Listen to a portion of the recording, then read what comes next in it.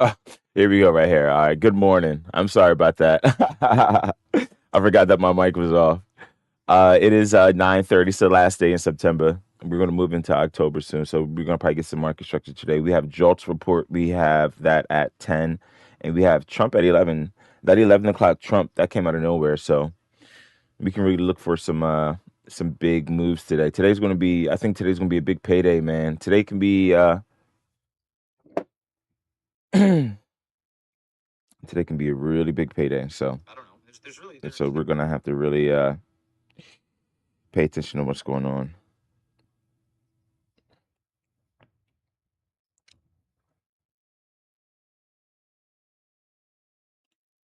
What am I looking for? This.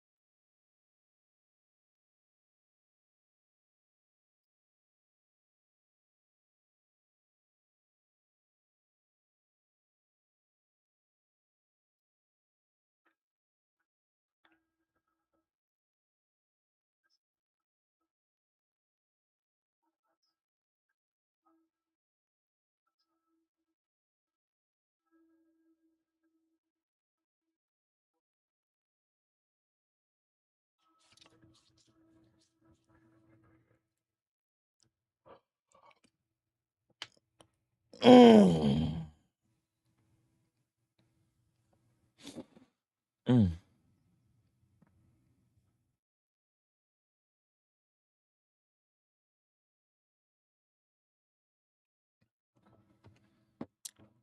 Let's get some pre-market levels.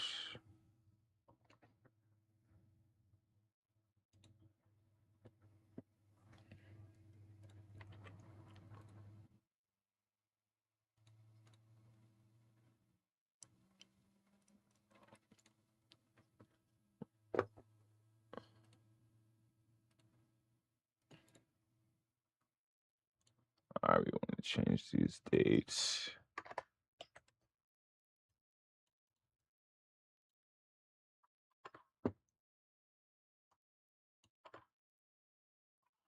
All right.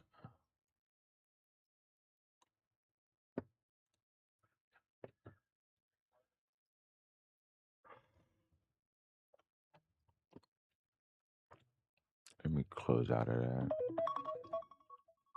Ding ding. That's one of them.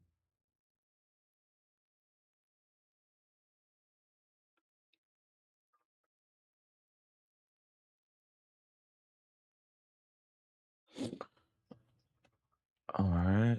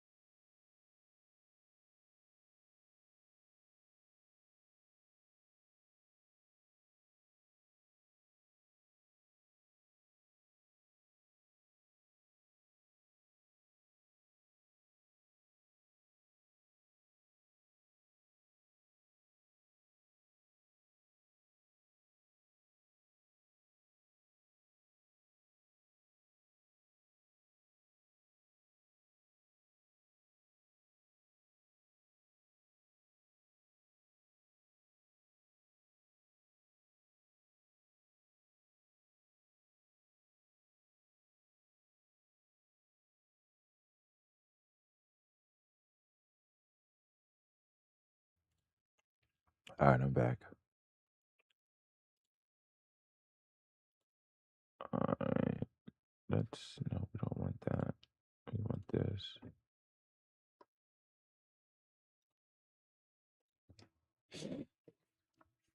Ah, all right, we're gonna look at some contracts in a second,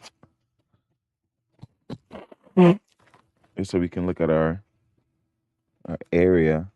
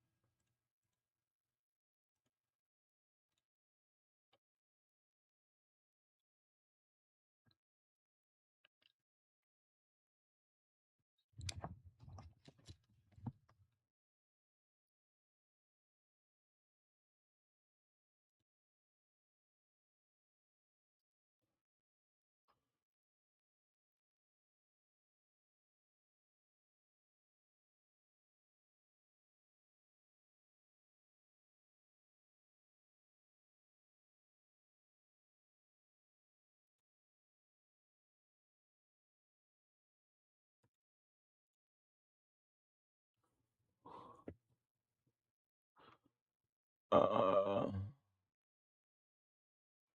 right, let's get it.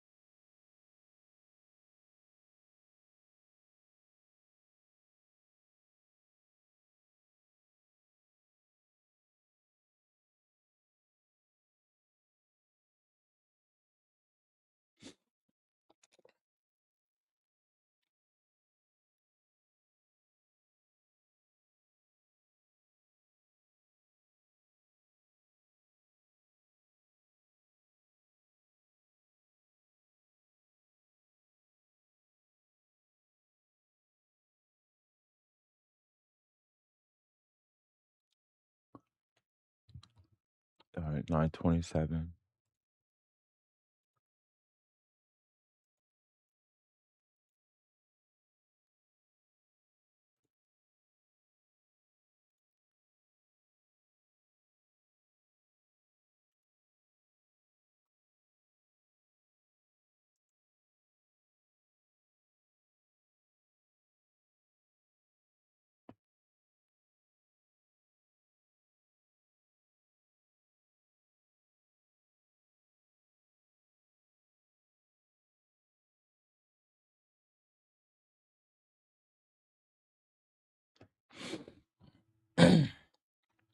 Ten a.m., 11 a.m.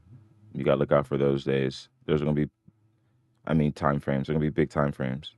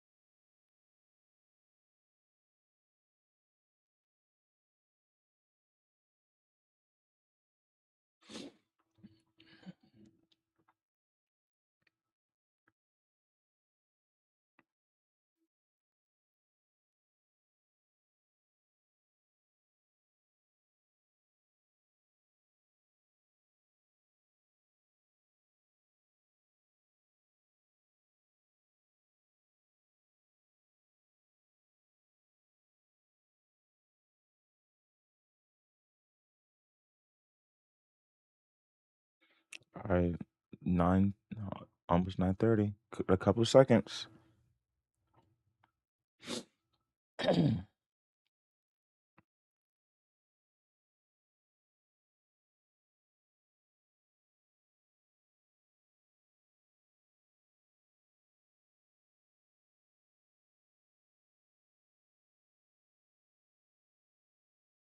All right, ding ding. 9:30. All right, good luck.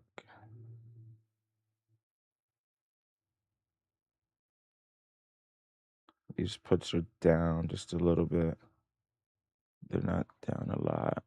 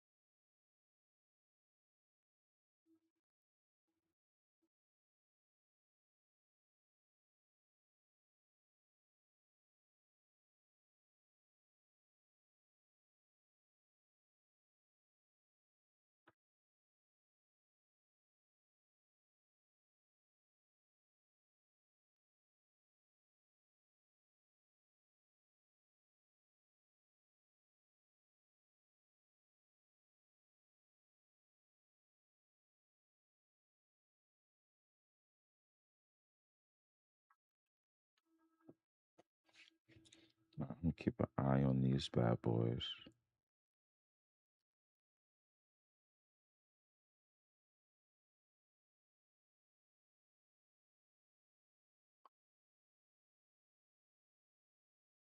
All right, we opened at 662.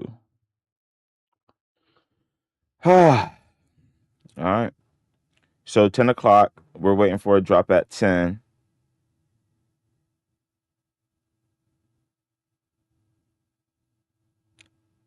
And then maybe even 11. I don't know, but there's going to be a play between that time.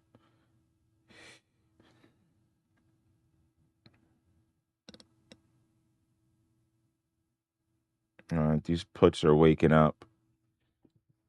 So these calls are going to be dropping soon. So if we're going to go bullish today, then we're going to wait for these puts.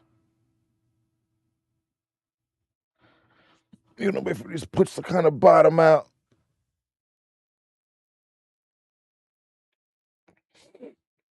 And puts gain a little bit of steam. But yeah, so look, we're not going to really do too much. I'm not doing too much until about 10, 11 o'clock. You know, if I can see something come in, then I am. I'm going to probably buy the dip. You know what? And also, let me see.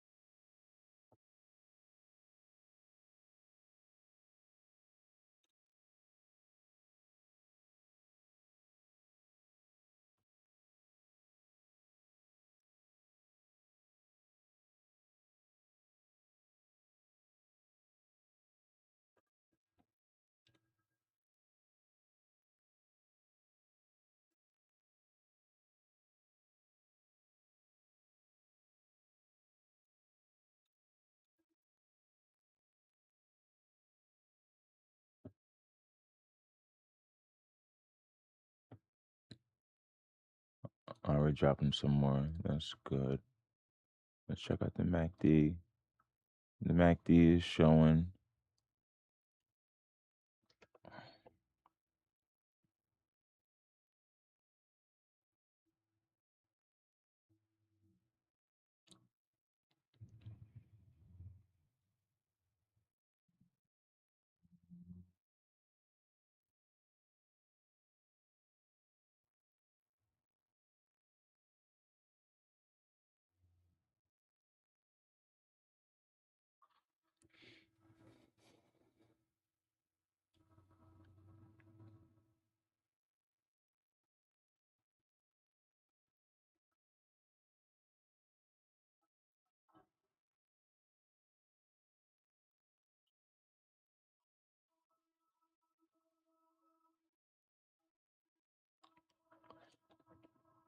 We closed at 663.68.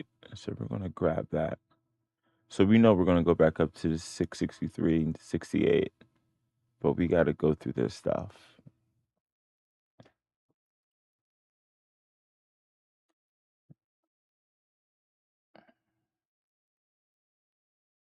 Yeah, these puts over here woke up.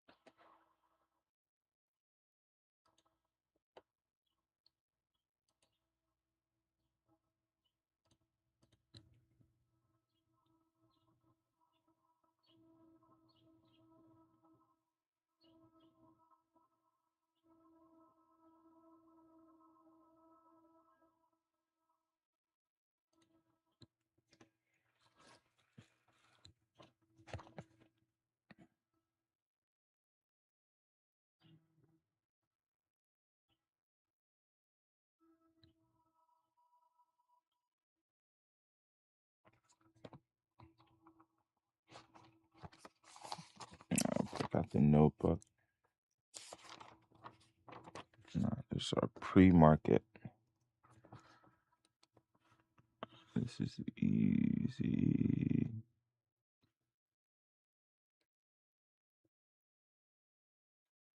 Six 68.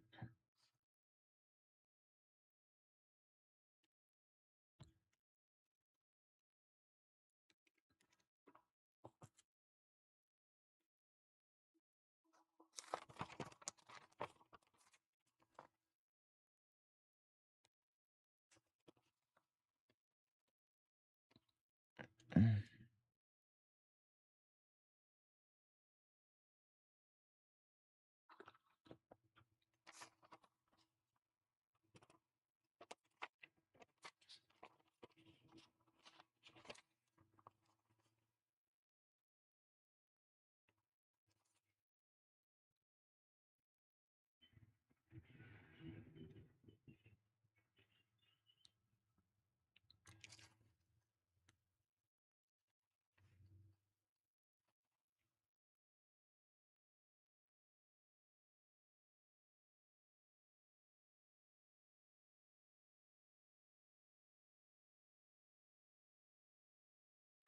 66201.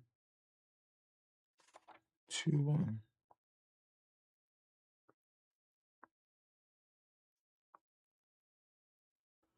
All right, what did we open at? This opened 662.92.92.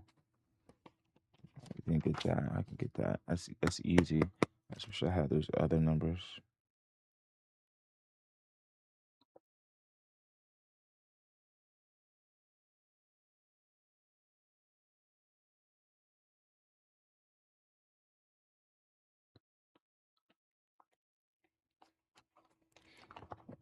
JOLTz. 10. Trump at 11.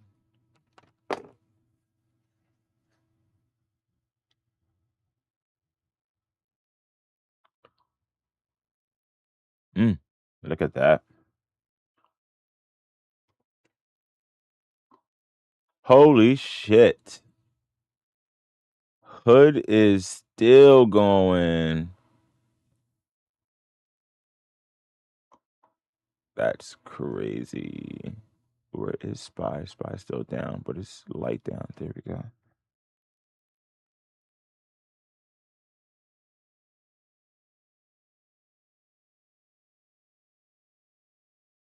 Yeah, these contracts are killing it. These contracts are killing it.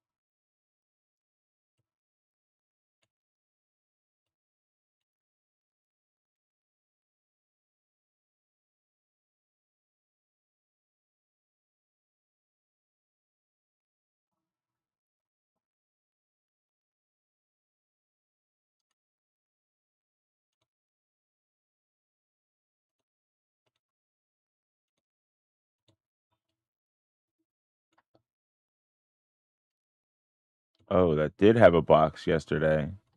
It so this is the gap. This isn't showing a gap. 5 minutes.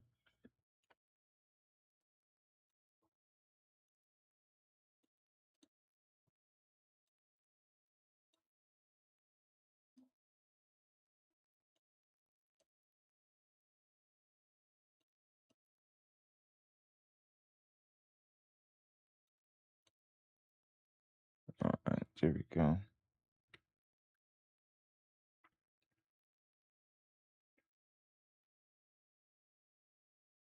All right, let's clean some of this up. Let's clean this up. Clean this up. And we want those. We want these. This is what we want right here.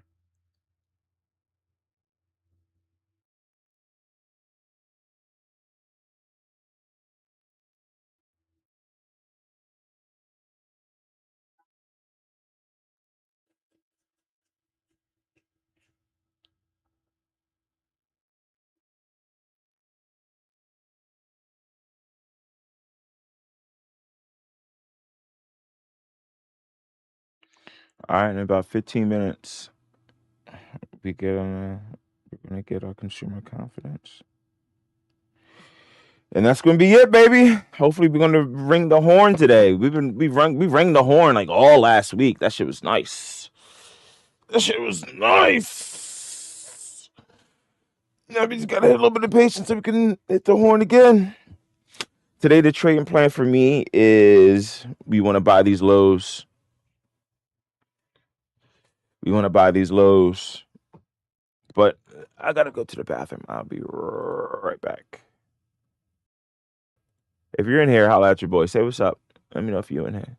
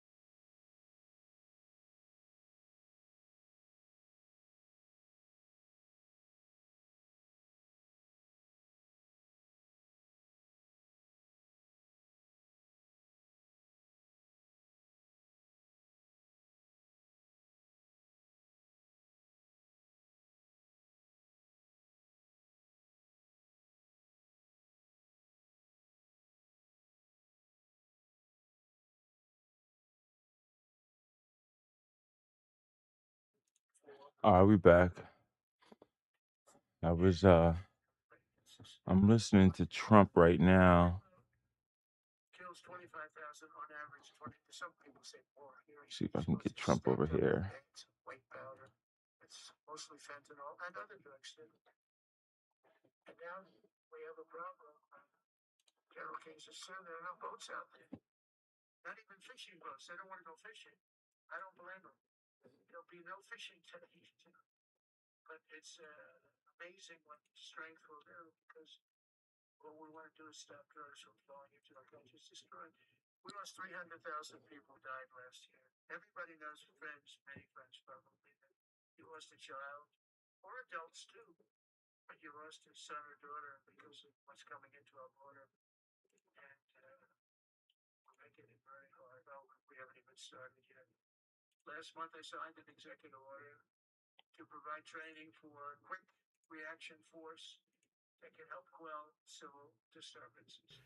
Paddy wagons and taken All right, there back we go. We got the to their sound. country. All right, so this is Trump. We got Trump up Some are right so now. dangerous we don't want to even do that because we don't want to. Some of stone cold murderers, we don't have the confidence, even though they're not coming back very easily. We don't have the confidence. We put them in jails.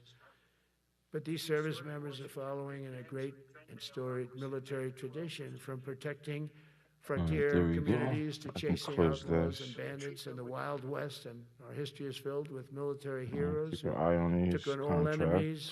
foreign and domestic. You know that phrase very well. That's what the My oath calls are says, picking up foreign just a and little bit of domestic. Well, breath. we also have domestic. George Washington, Abraham Lincoln, Grover Cleveland, George Bush, and others all use the armed forces to keep Those guys are gonna do domestic some order and damage. peace. Many of Bring this our down a little bit. leaders used the military to keep peace. Now they like to say, oh, you're not allowed to use the military. And you know what the people say? The people in those cities where they're being raped and shot and beat up, you know what they say? We love the military. You ever see where they interview the people on the street? I've never seen somebody say they don't, unless they're radical and paid off, because a lot of these insurrectionists are paid by, whether it's Soros or other people, but they're paid by the radical left. So today I want to thank every service member from general to private who has bravely helped us secure the nation's capital and make America safe for the American people. It's amazing. The whole world is watching. Everybody in the White House, they come up to me, young women, sir, thank you. I know immediately what they're thanking. They don't have to say it. They walk to work now to the White House. We haven't had a crime in Washington in so long because we got the careers. We call them the careers. We got these lunatics out, and they'll never be any good. You know, I hate to tell this to the liberal media. You could spend time with them. You could do whatever you want. You could send them to the finer schools, which they couldn't get into anyway, mentally. They couldn't get in, but no matter what you do, they'll never be good. They're bad. They're career criminals. I don't know, maybe they were born that way. Some people don't like me to say that, but maybe they were. Certainly some were. Together with the leaders here today, we're also restoring a needed focus on defeating threats in the Western Hemisphere. Throughout this region, cartel terrorists have been allowed to wage a relentless campaign of death and destruction on our country, all because we had weak leadership on top. And we did a great job with it first term, but this is something else what we're doing now. We're taking it to the next level, probably next level times 3. But we had COVID come up, and we had to take care of that. We did a great job with COVID. We had the therapeutics. It's just Regeneron. So many things we did for COVID, but we had to focus on that. And every other country in the world was being decimated by COVID. So we had to change gear a little bit to take care of that. But under our leadership, the military is now the knife's edge in combating this sinister enemy. We have to put the traffickers and cartels on notice, and we've done that. And we've put them, a lot of them, we've called them a terrorist organization, which is actually a big thing to do. Nobody's done it, but I've done it with a lot of them. It gives you a tremendous advantage.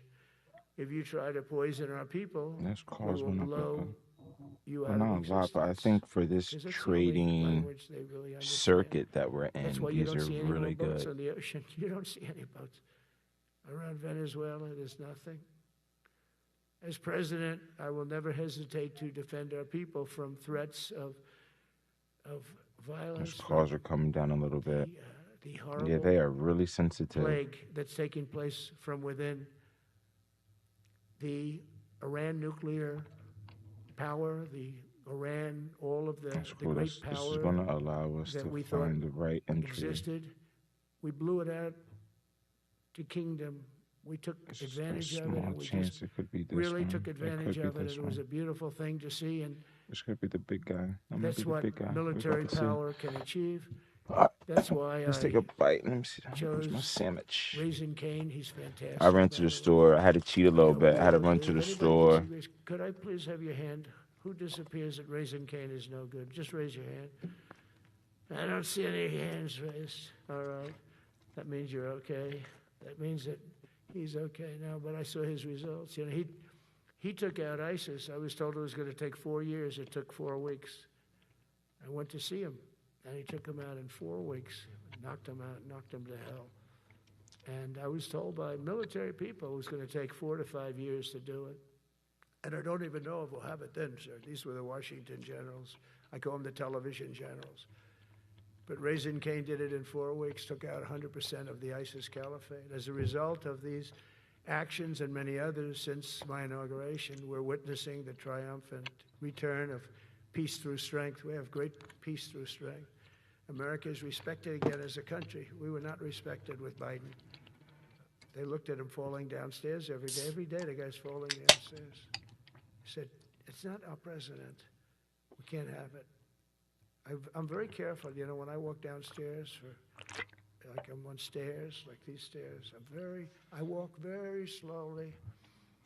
Nobody has to set a record. Just try not to fall, because it doesn't work out well. A few of our presidents have fallen, and it became a part of their legacy. We don't want that. You walk nice and easy. You don't have to set any record. Be cool. Be cool when you walk down, but don't bop down the stairs. So one thing with Obama, I had zero respect for him as a president, but he would bop down those stairs. I've never said, da-da-da-da-da-da, bop, bop, bop. He'd go down the stairs, wouldn't hold on. I said, it's great. I don't want to do it. I guess I could do it. But eventually, bad things are going to happen, and it only takes once. But he did a lousy job as president. A year ago, we were a dead country. We were dead. This country was going to hell. We were dead in every way, from immigration to military. We didn't have the weapons. We were given everything to Ukraine. We had nothing. And by the way, I have to tell you, now, as you know, I went over and I met with NATO, and NATO raised from 2 to 5, which everyone said 5% of GDP. Millions and now trillions of dollars are pouring in. They didn't pay the 2% because they know we were there to pay it. And now they paid the 5%. That's trillions of dollars. And we're not spending any money on that war, not 10 cents. We sell our equipment to NATO. NATO pays us for the equipment, and they give it to Ukraine or whoever they give it to. They can keep it, but we're not involved. We have no money going out. Biden gave $350 billion. Not sustainable. $350 billion. And we have a war that should have never started. But we're not doing that anymore. So I just want you to know we're selling equipment. Our people are buying equipment. They are buying the equipment at full price, a fair price. On the one, they look like So I failed don't want to say we're making money. chances I don't to, want to say be making money on a war. the So sellers many people failed. dying. They're losing 7,000 soldiers a week. A lot of them are Russian soldiers, but between the two countries, mostly soldiers, by the way. Sometimes, you know, in Kiev, they'll lob a missile in or some drones in, kill some people. But mostly it's soldiers. Russia and Ukraine are losing 7,000 souls. And, you know, they're not American. They're not us. They're not you. We have a special obligation. But they're soldiers. They're young people. They leave their parents. They wave goodbye. And then 2 days later, they're blown up so unnecessarily. And so that's the primary reason I want to get it done. We got to get it done. It's crazy what's going on. That's the worst war that there's been since World War II. The number of soldiers that are being killed there is just crazy. From 5,000 to 7,000 soldiers die a week. Think of that. So I think we'll get that done, but that's turned out to be the toughest one. I'm so disappointed in President Putin. I thought he would get this thing over with. He should have had that war done in a week. And I said to him, you don't look good. You're 4 years fighting a war that should have taken a week. Are you a paper tiger? And it's a shame, but I think eventually we'll get that one done, just like in theory, I want to knock on wood, because you never know. It's like we're going to have the Middle East done, which is actually a much harder thing to do. I mean, thousands of years. But we have to get that war done. So now just think of it, we're a dead country. I was with the King of Saudi Arabia, a great guy. I was with the Emir of Qatar. I was with the great leadership of UAE. I was over there. We brought back $2 trillion and more. They ordered 200 planes, Boeings. They ordered so much, and they were great. But they all said essentially the same thing. They said, 1 year ago, you were a dead country, and now you're the hottest country anywhere in the world. We're the hottest country in the world right now. The absolute hottest country in the world. There's nobody even close. Putin said that to me. We met in Alaska, had a good meeting. Then he went back and started sending drones into Kiev. I thought we had a good meeting. But it's one of those things. But we were a dead country a year ago, and now we're the hottest country anywhere in the world. Think of that. You can be proud of that. And you must have felt like hell when you have a wife or a husband at home, and you used to read the numbers that we can't get people to join the Army, Navy, Air Force, Marines, Coast Guard. You must have felt like, I have a job that nobody wants. That doesn't feel good. Well, now you have a job that is brimming over with people wanting it. They want it. And you're able to get a much higher quality because now you have your choice. You want so many. And we're going to have many, many people that aren't going to be able to join because of the fact that we don't need them at this moment. But think of it, what a difference that is from, I could just imagine 2 years ago, you're reading front page articles in the New York Times, of course, and Wall Street Journal. They always give us unfair stories. But they played it so big. They were playing it so big. Nobody wants to join the Army, the Marines, the Air Force. They don't want to join. They don't want to join the Coast Guard at all. Nobody wants to join. Nobody wants to join our police forces. Our police forces also. It's almost went hand in hand. And I used to say, boy, I'm speaking in front of the military today, and it's embarrassing because I'm speaking in front of people who have a job that other people don't want, but now you have a job that everybody wants. So I think that has to make you feel good. It's one of the reasons I love being here today, because I wanted to say that. I have to say that. Everybody wants to be in the Army, the Navy, the Air Force, the Marines. If you think the Coast Guard and Space Force, our beautiful Space Force, it's a whole different world. And now they're signing up, by the way, seriously big numbers for the police. Dangerous job, isn't it? Huh? Fire department. But that's the paving the way for progress once thought almost impossible. I mean, a year ago, you wouldn't have thought that was possible. A year ago, they were talking about making the military smaller because they can't get the people to join. We're thinking about making it larger because we have so many people. And it's nice to be able to cut people because of merit that aren't really qualified for any reason, a physical reason, a mental reason. You don't have to take them anymore because you have the pick of the litter. And they all want to be with you. They all want your job. They want to be with you. They want to work with you. They'll even take your job, Got to be a little bit sharp. You got to watch it. But everybody wants to be doing what you're doing now. What a difference when I speak to you, and I can say that as opposed to a couple of years ago when I was talking to rooms where they were desperate to get people and they couldn't get them. What a difference a presidential election can make. That's all it is. It's just a presidential election. Yesterday at the White House, we put forward a plan for peace in Gaza. We announced it, and we're going to create something that was my idea, but unfortunately I got drafted. It's going to be called the Board of Peace, and it's going to reign over that territory. And we're going to get that done. And they asked if I'd be the chairman of the Board of Peace. I wasn't counting on that. I had the idea for the Board of Peace.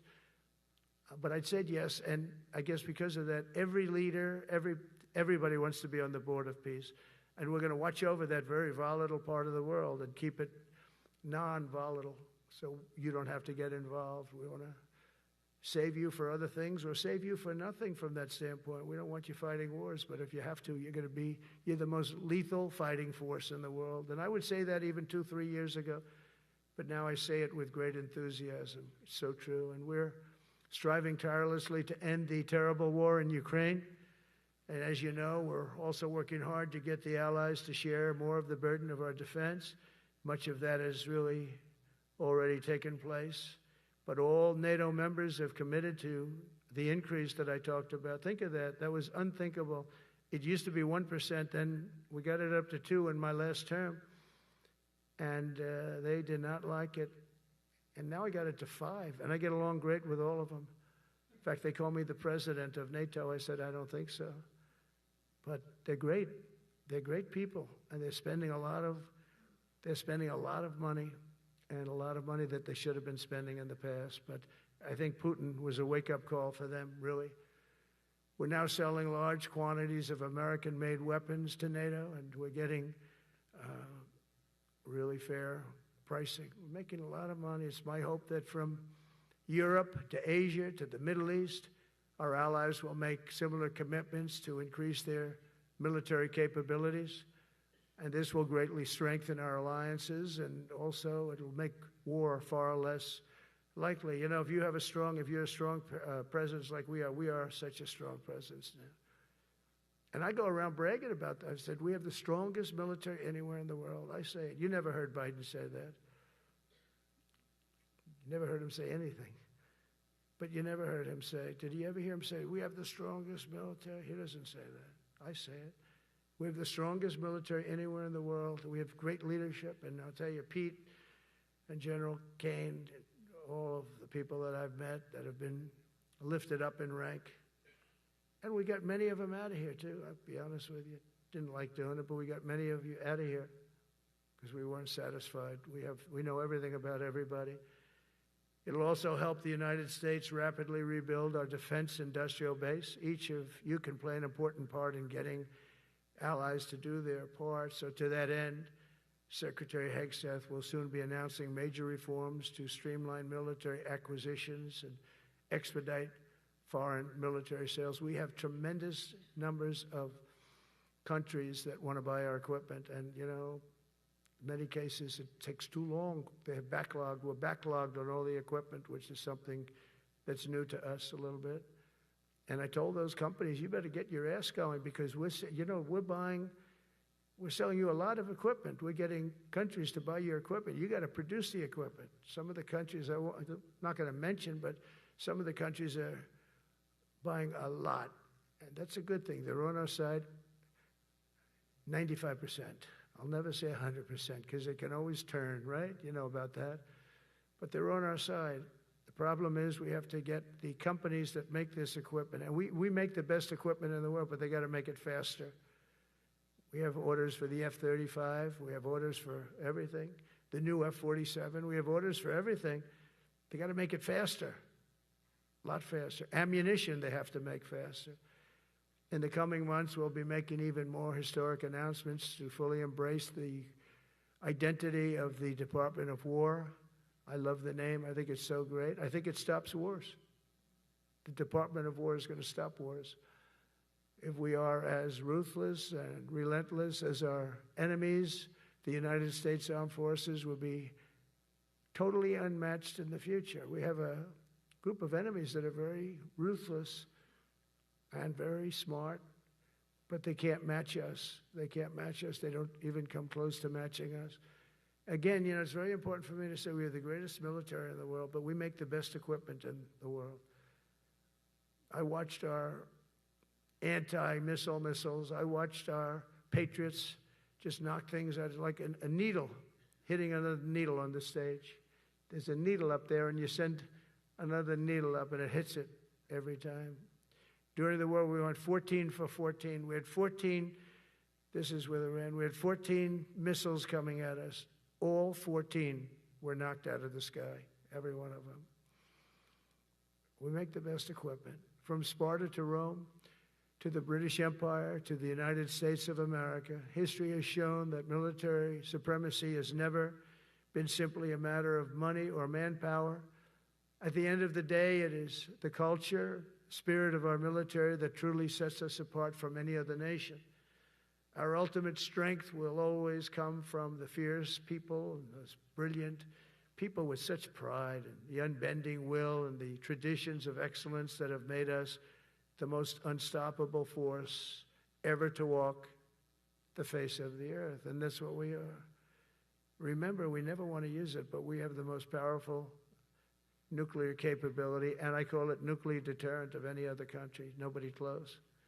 The men and women in this room inherit the legacy built and won by Washington and Jackson, Grant and Pershing, Eisenhower and Patton, Nimitz and LeMay.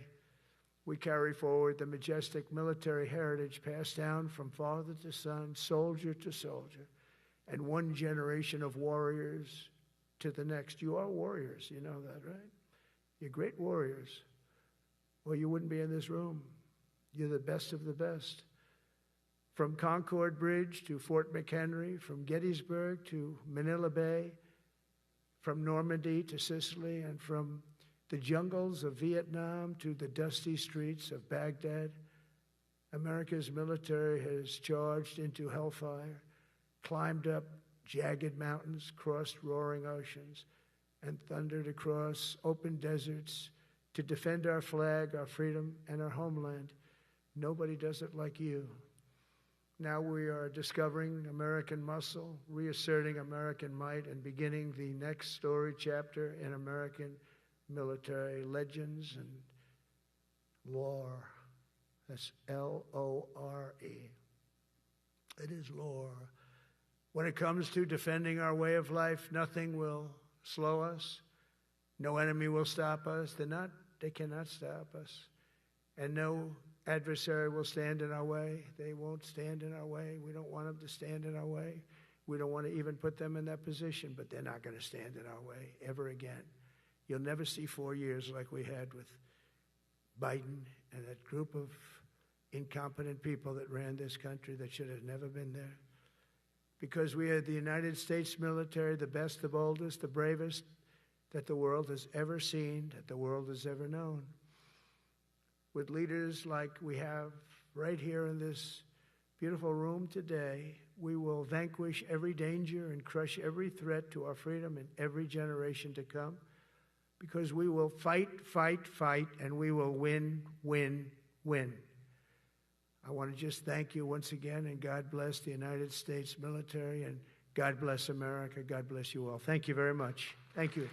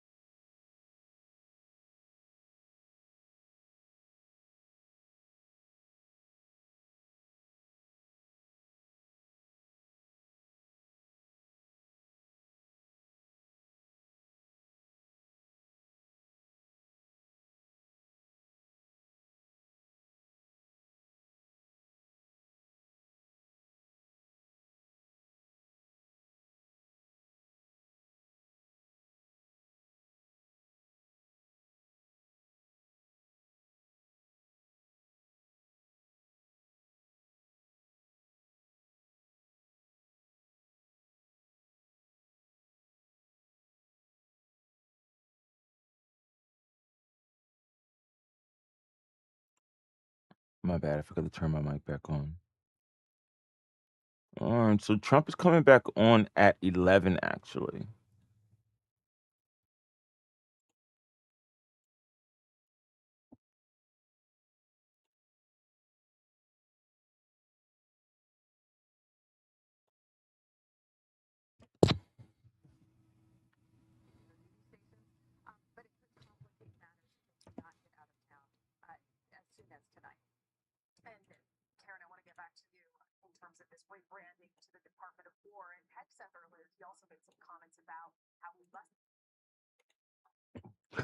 Ugh.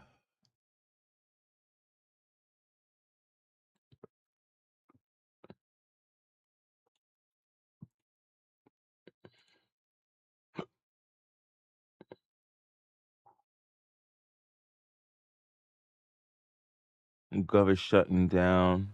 My VA claim is at a halt. So the government is shutting down. So that's the pause. So they like the idea of a shutdown, the market, and then we don't have to show JOLTz numbers. So possibility, that's a possibility. That's a good possibility. We just kicking the can down the road. Kicking the can down the road, but who knows?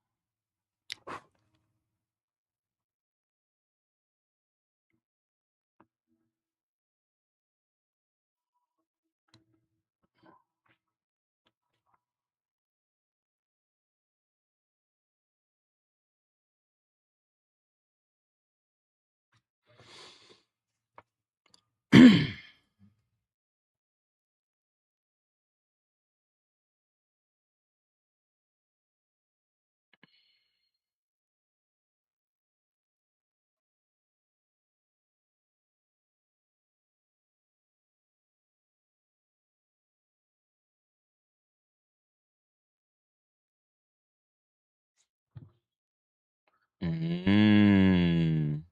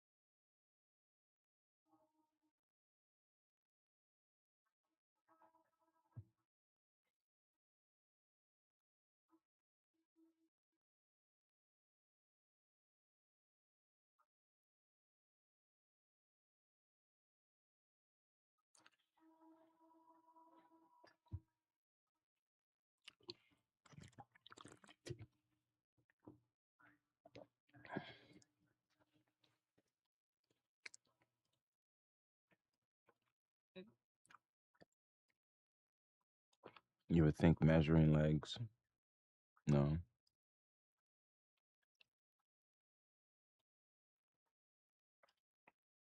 Here we go again.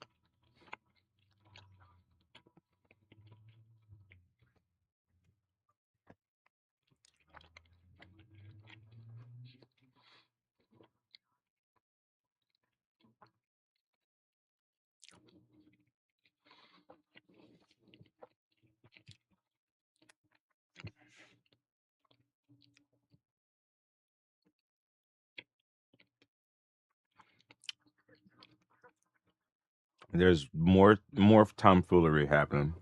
I'm just eating, chilling.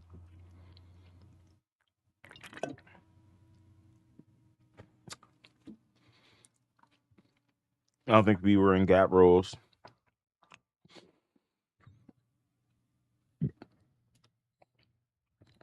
Oh man.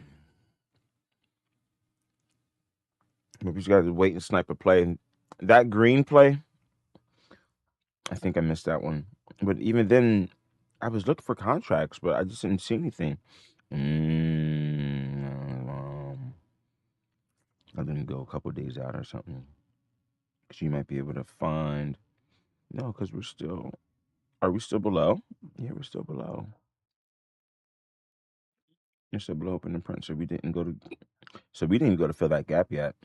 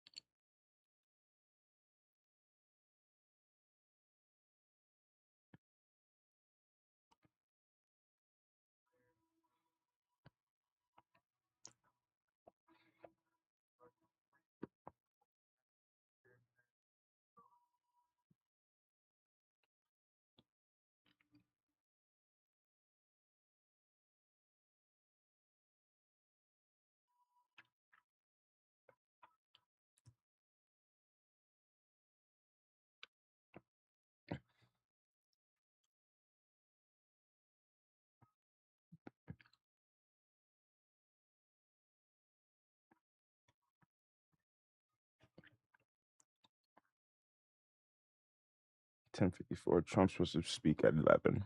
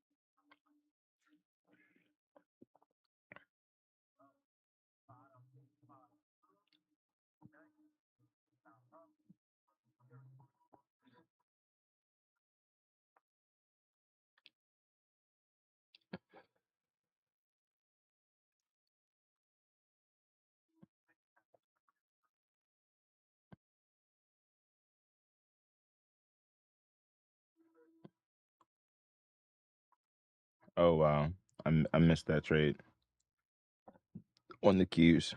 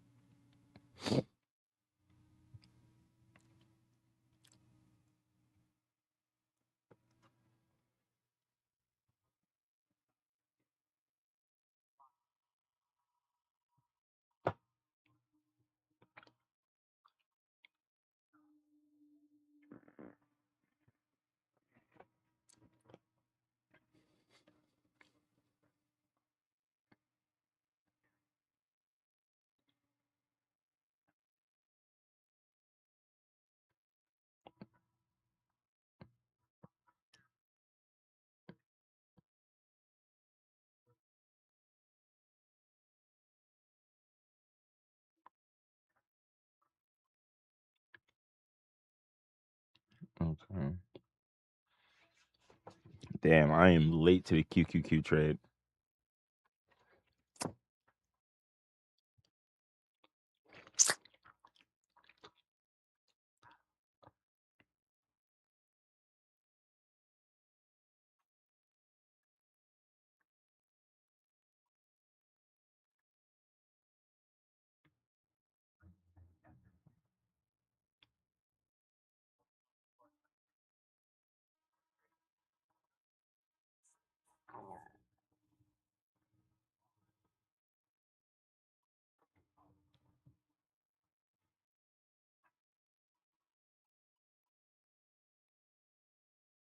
All right, Trump is talking in a couple minutes. Those calls 664, 663.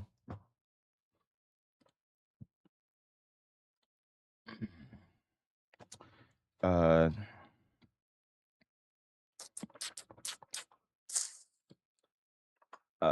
midday SPY 664 call.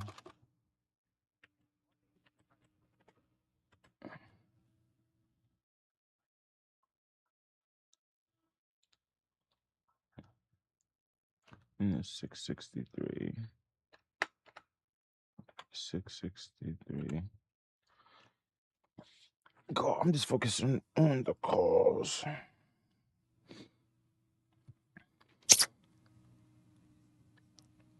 Because I think we're gonna bump up today.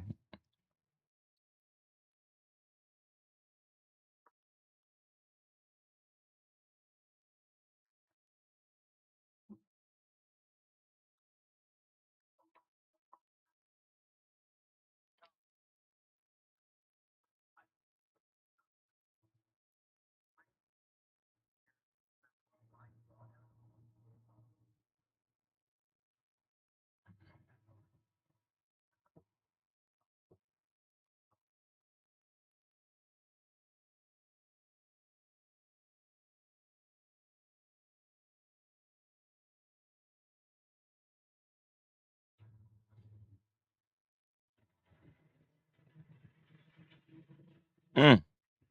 The Qs are green. See, but I haven't followed the Qs.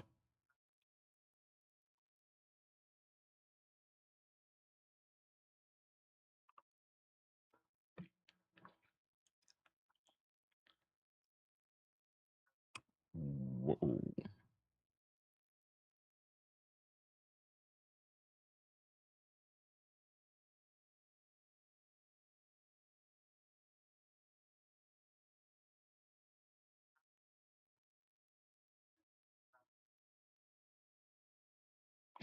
Shit.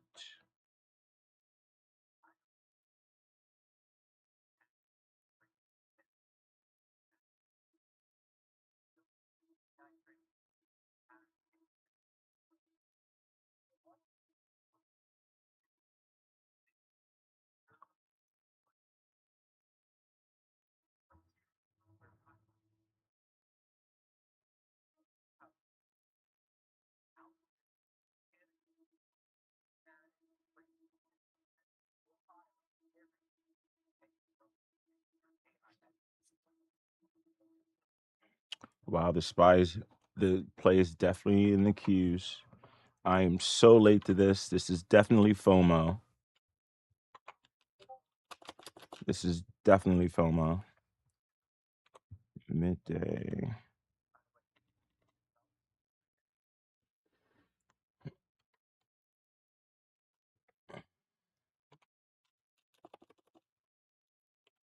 Definitely late to this party. Definitely late to this party. 602 call. Definitely late to that party.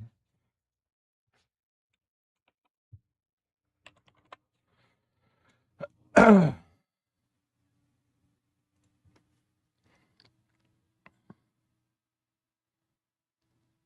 right, these guys are going up. When was market structure change?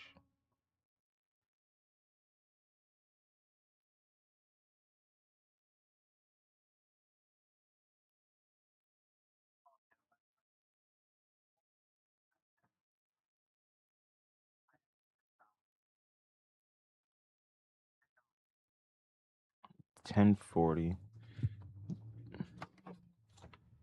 1040 reverse.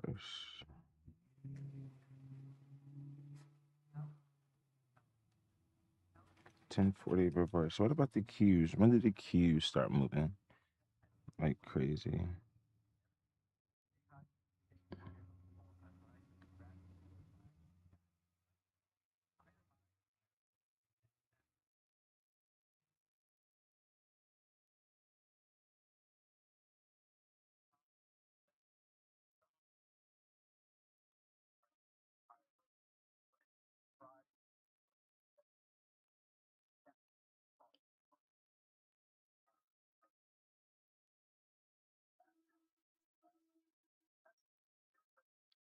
$9.55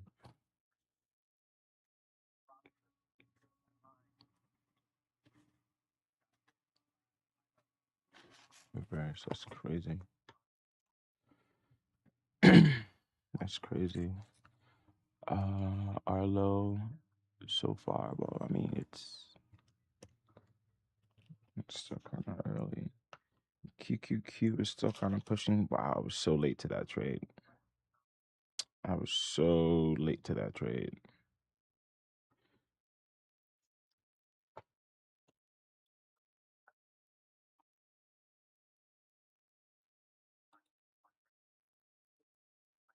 Um,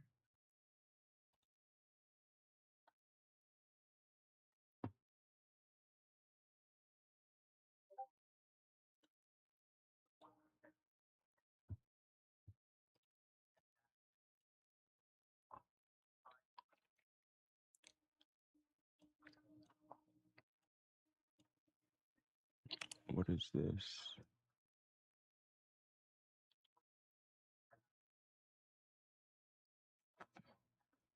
Oh, 59955. That's getting. Oh, okay. All right. Okay. Okay. Okay. Oh, Deutsch 52-week high 602. Oh wow. Sheesh.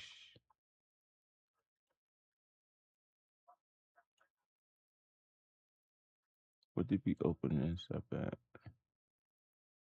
When is this?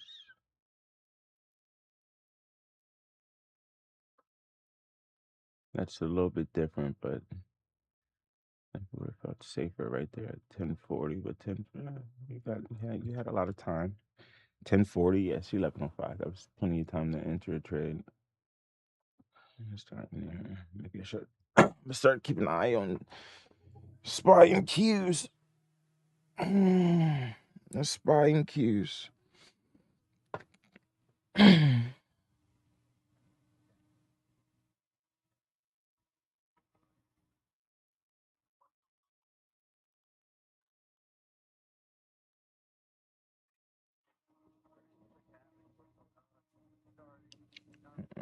All those puts are in the water. Whoa.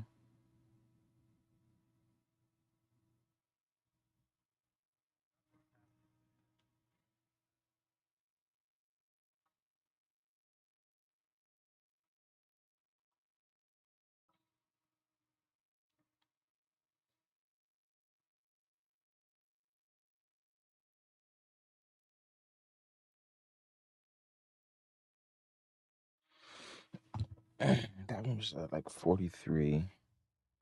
Not some money.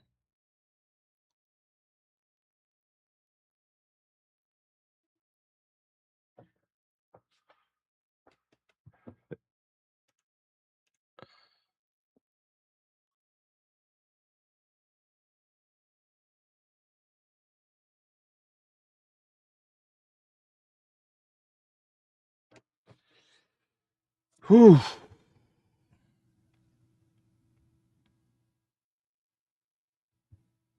Could be the government shutdown meeting.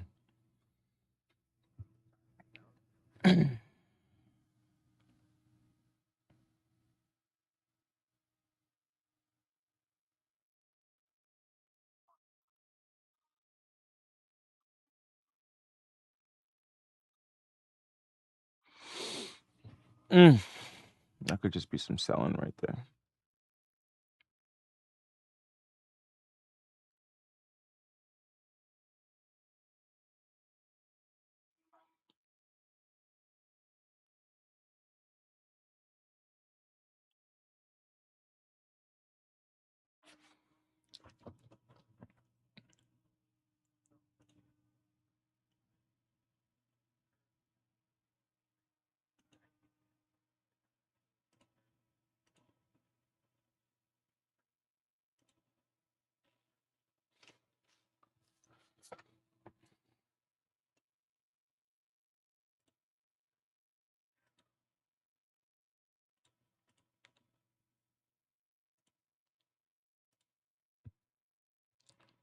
You know what? Actually, let's put the key right there. We're gonna put the UVIX up here. Put the UVIX up here.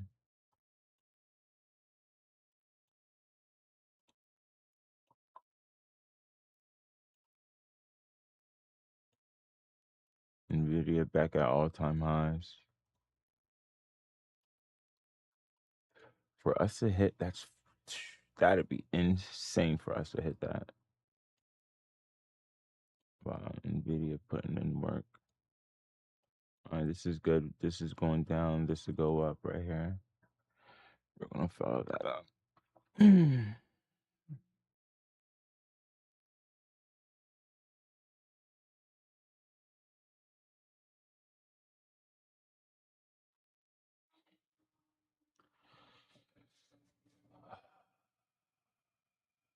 What time is it? 11:09. Trump, you're late again. I wonder, were you late to that other meeting that you just had? Were you late to that meeting? You see, that wasn't the market mover meeting, so man, he drowned that fucking shit out yesterday, man. Dang.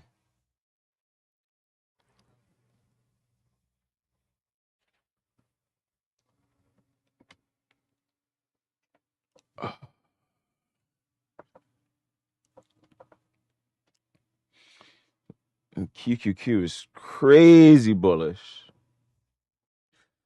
with a little bit of chop, but I missed that. Of course, I missed that right there. Even if I would have gotten somewhere around here, that would have been crazy because those contracts would, you just would have been sitting so pretty up there. You would have sold out, had some to hang, made some profit and just sitting. So that was definitely a missed op right there.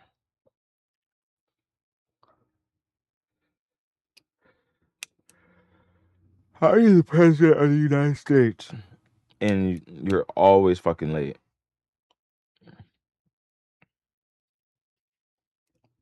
Like, what's the point of a schedule?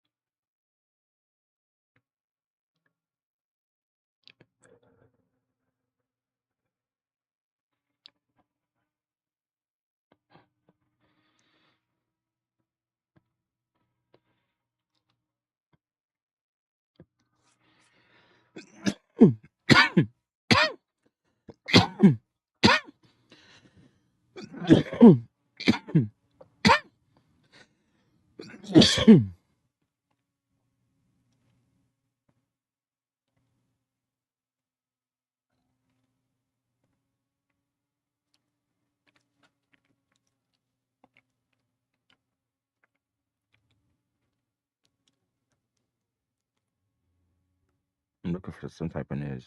Nothing.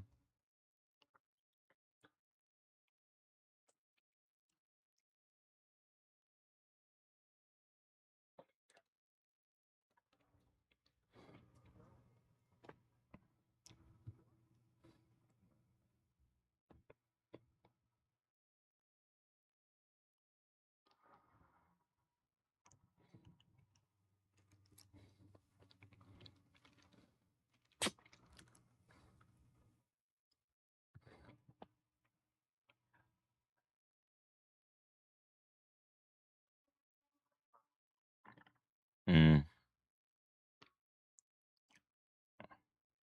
I think that was a trap. There's no way all this was a just fake. This is a retest. Mm,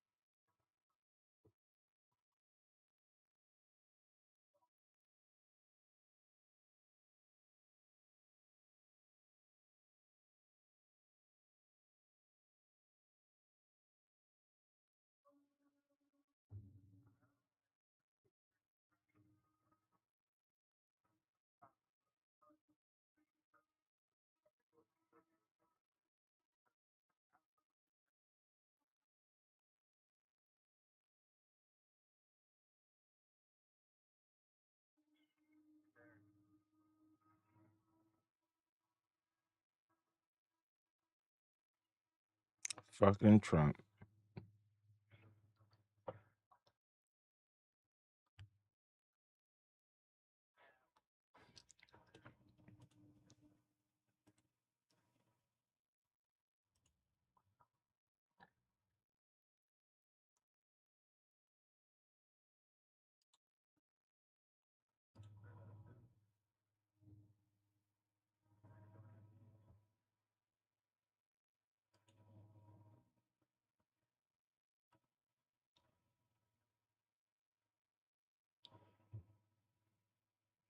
Last 2 weeks.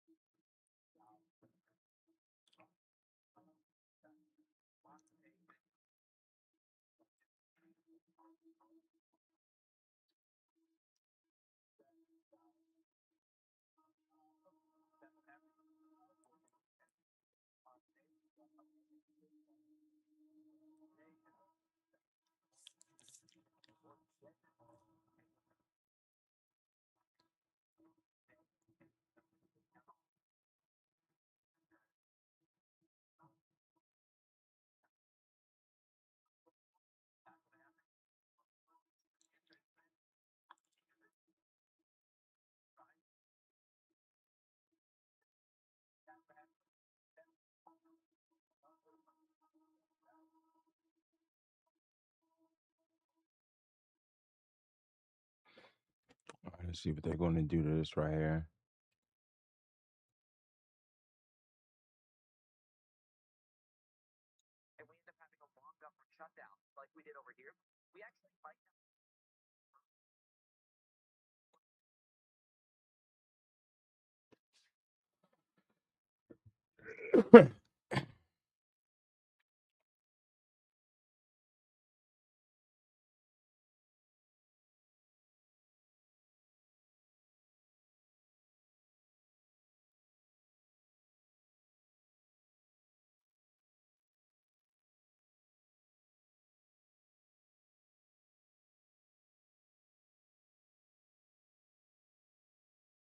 Yeah, we are going lower.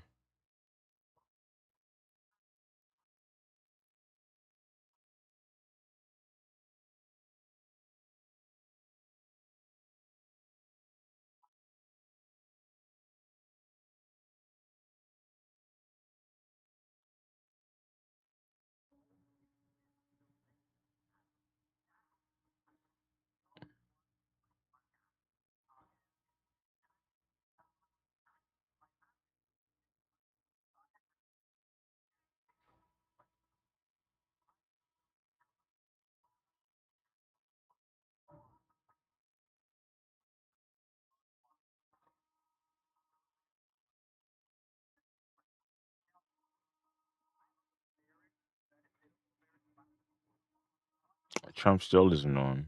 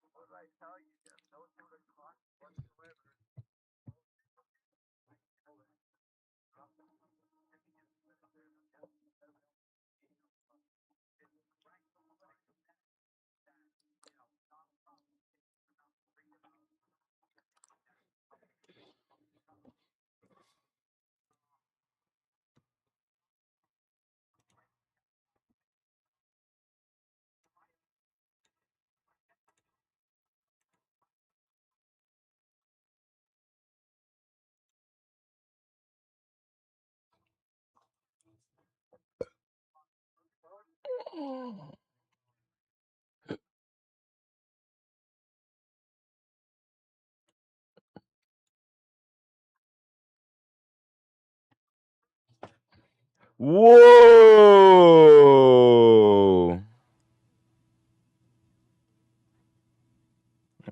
It's not that much to really start going crazy on.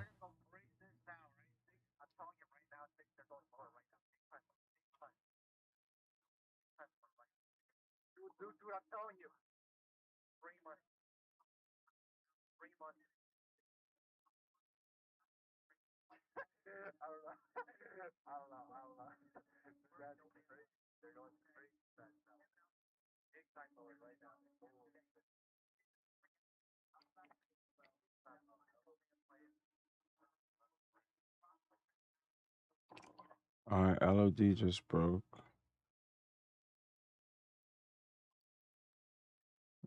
We have until 11:30. We still have 2 minutes.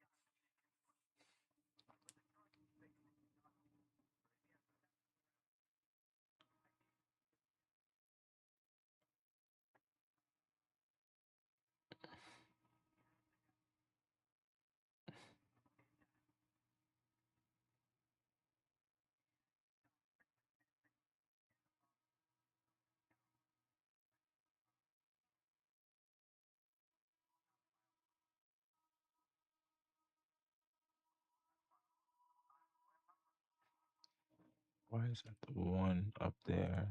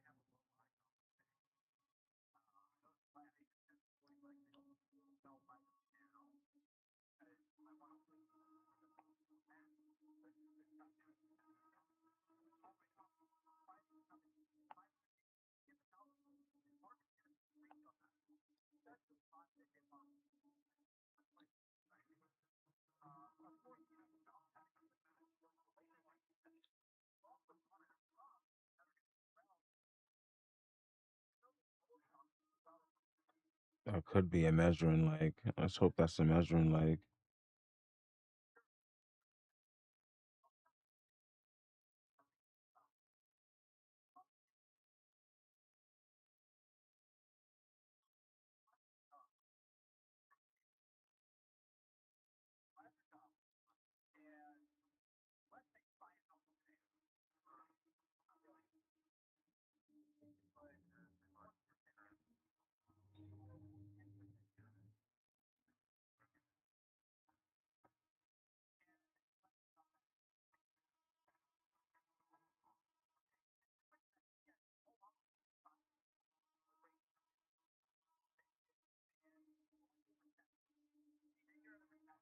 That's a big body.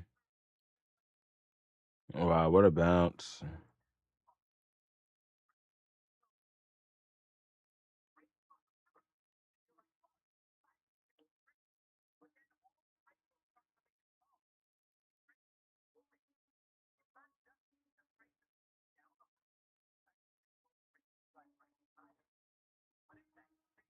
That looked like a fit move on the QQQ.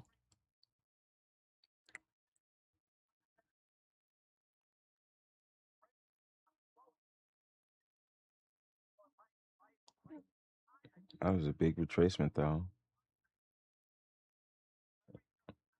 It's looking like a rejection.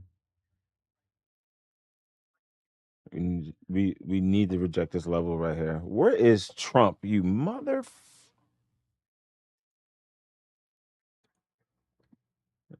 No, who are you? Live Senate. That's something else.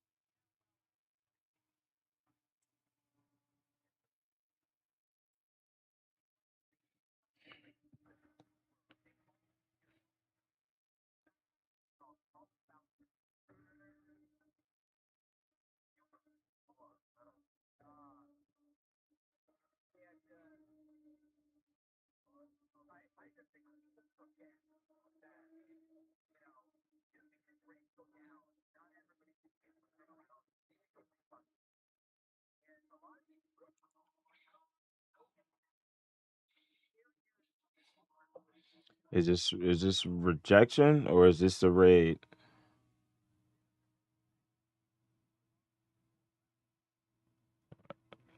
The VIX looks kind of okay.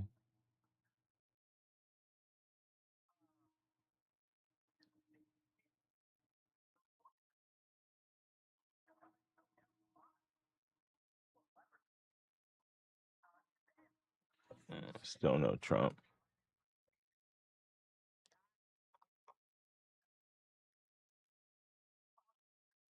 So my sentiment definitely changed to bearish.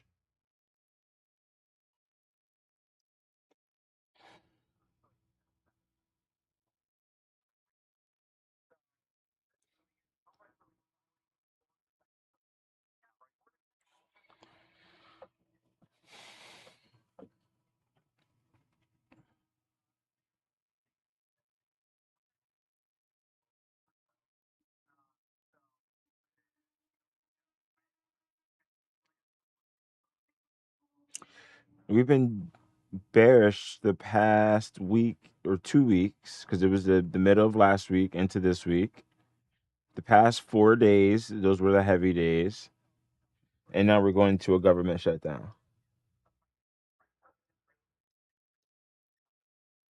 Is this full Trump ready for war? Is this live? It's live, but it's not Trump. Ready for war. Those are the all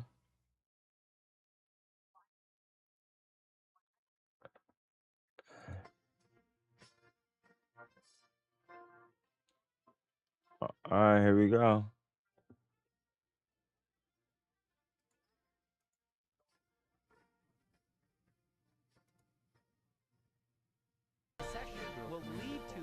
Thank you very much, Pete. Great job you're doing, too. Fantastic job. I've never All walked right, there into we a go. room so silent before. This is very... Oh, don't laugh, don't laugh. You're not allowed to do that. You know what? Just have a good time. And if you want to applaud, you applaud. And if you want to do anything you want, you can do anything you want. And if you don't like what I'm saying, you can leave the room. Of course, there goes your rank, there goes your future. But you just feel nice and loose, okay? Because we're all on the same team.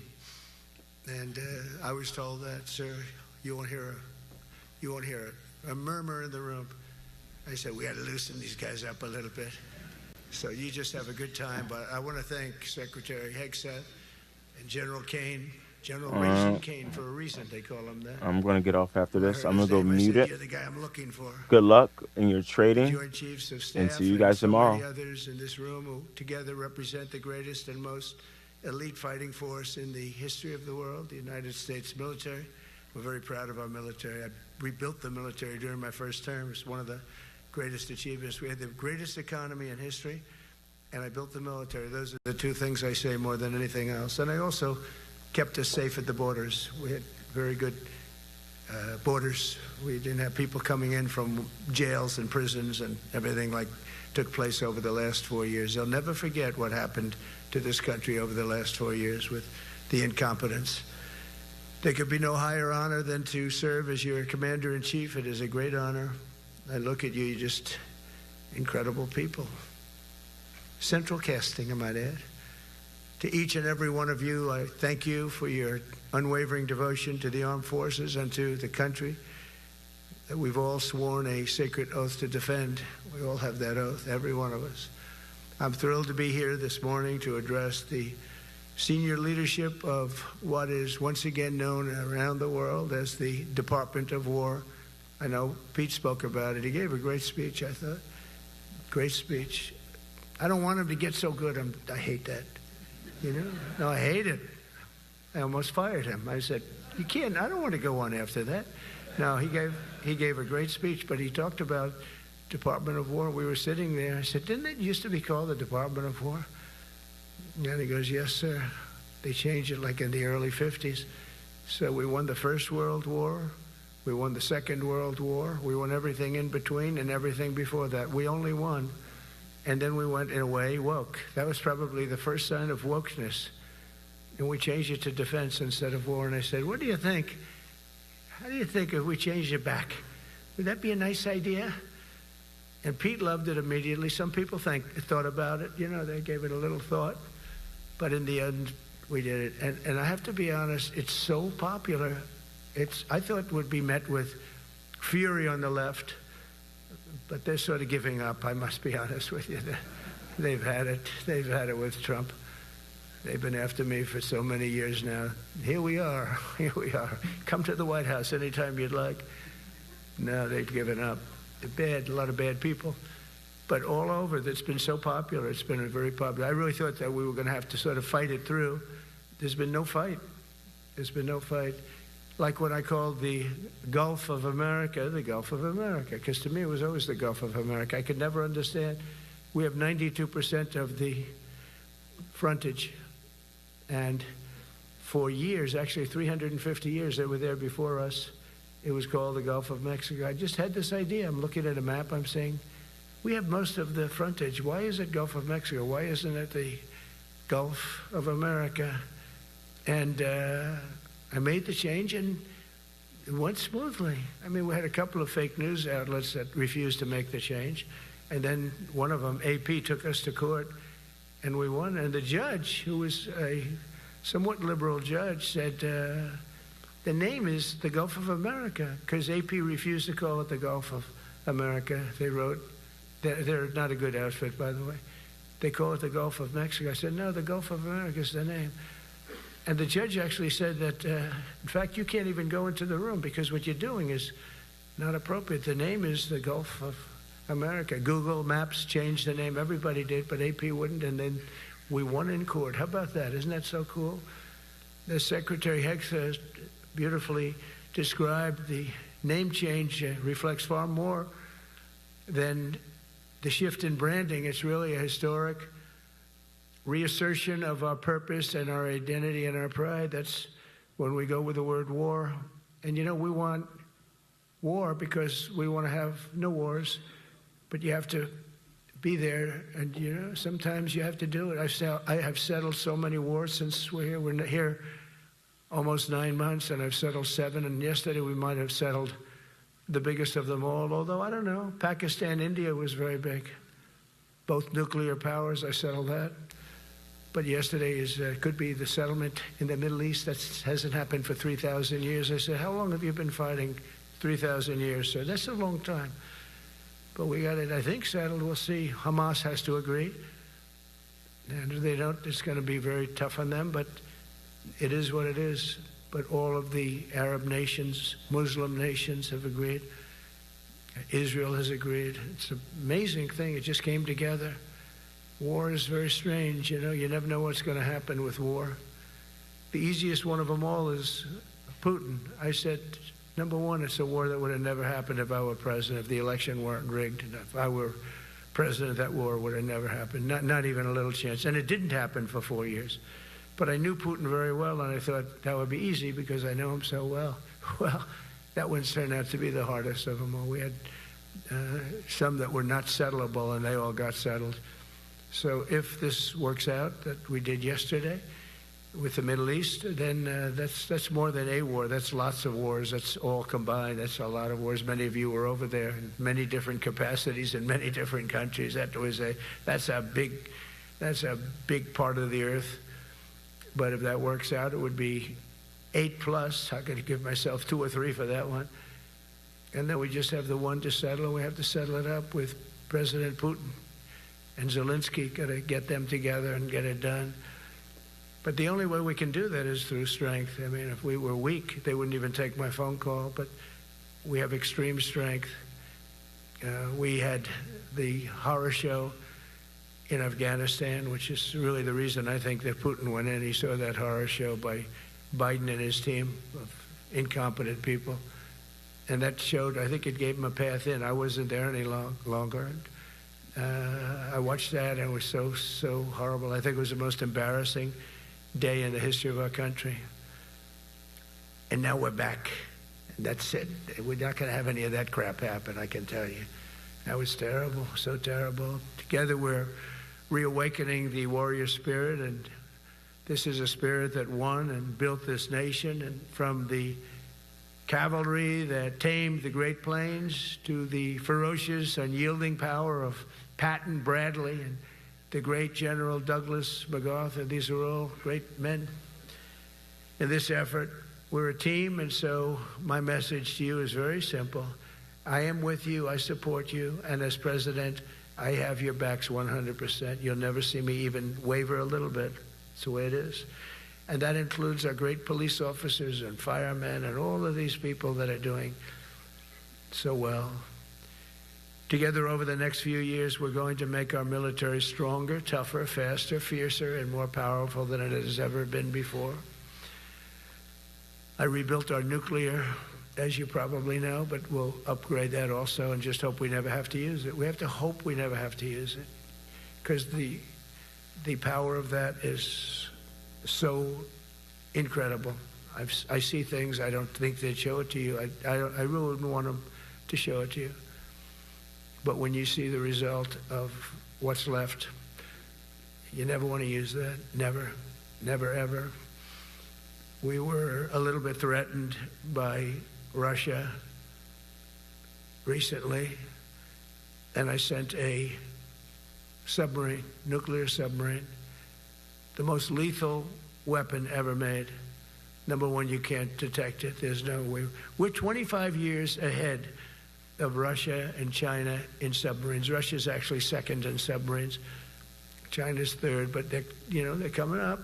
They're coming up. They're way lower in nuclear too, but in 5 years they'll be equal. They're coming up. And you don't have to be that good with nuclear. You could have 1/20th what you have now and still do the damage that would be, that'd be so horrendous.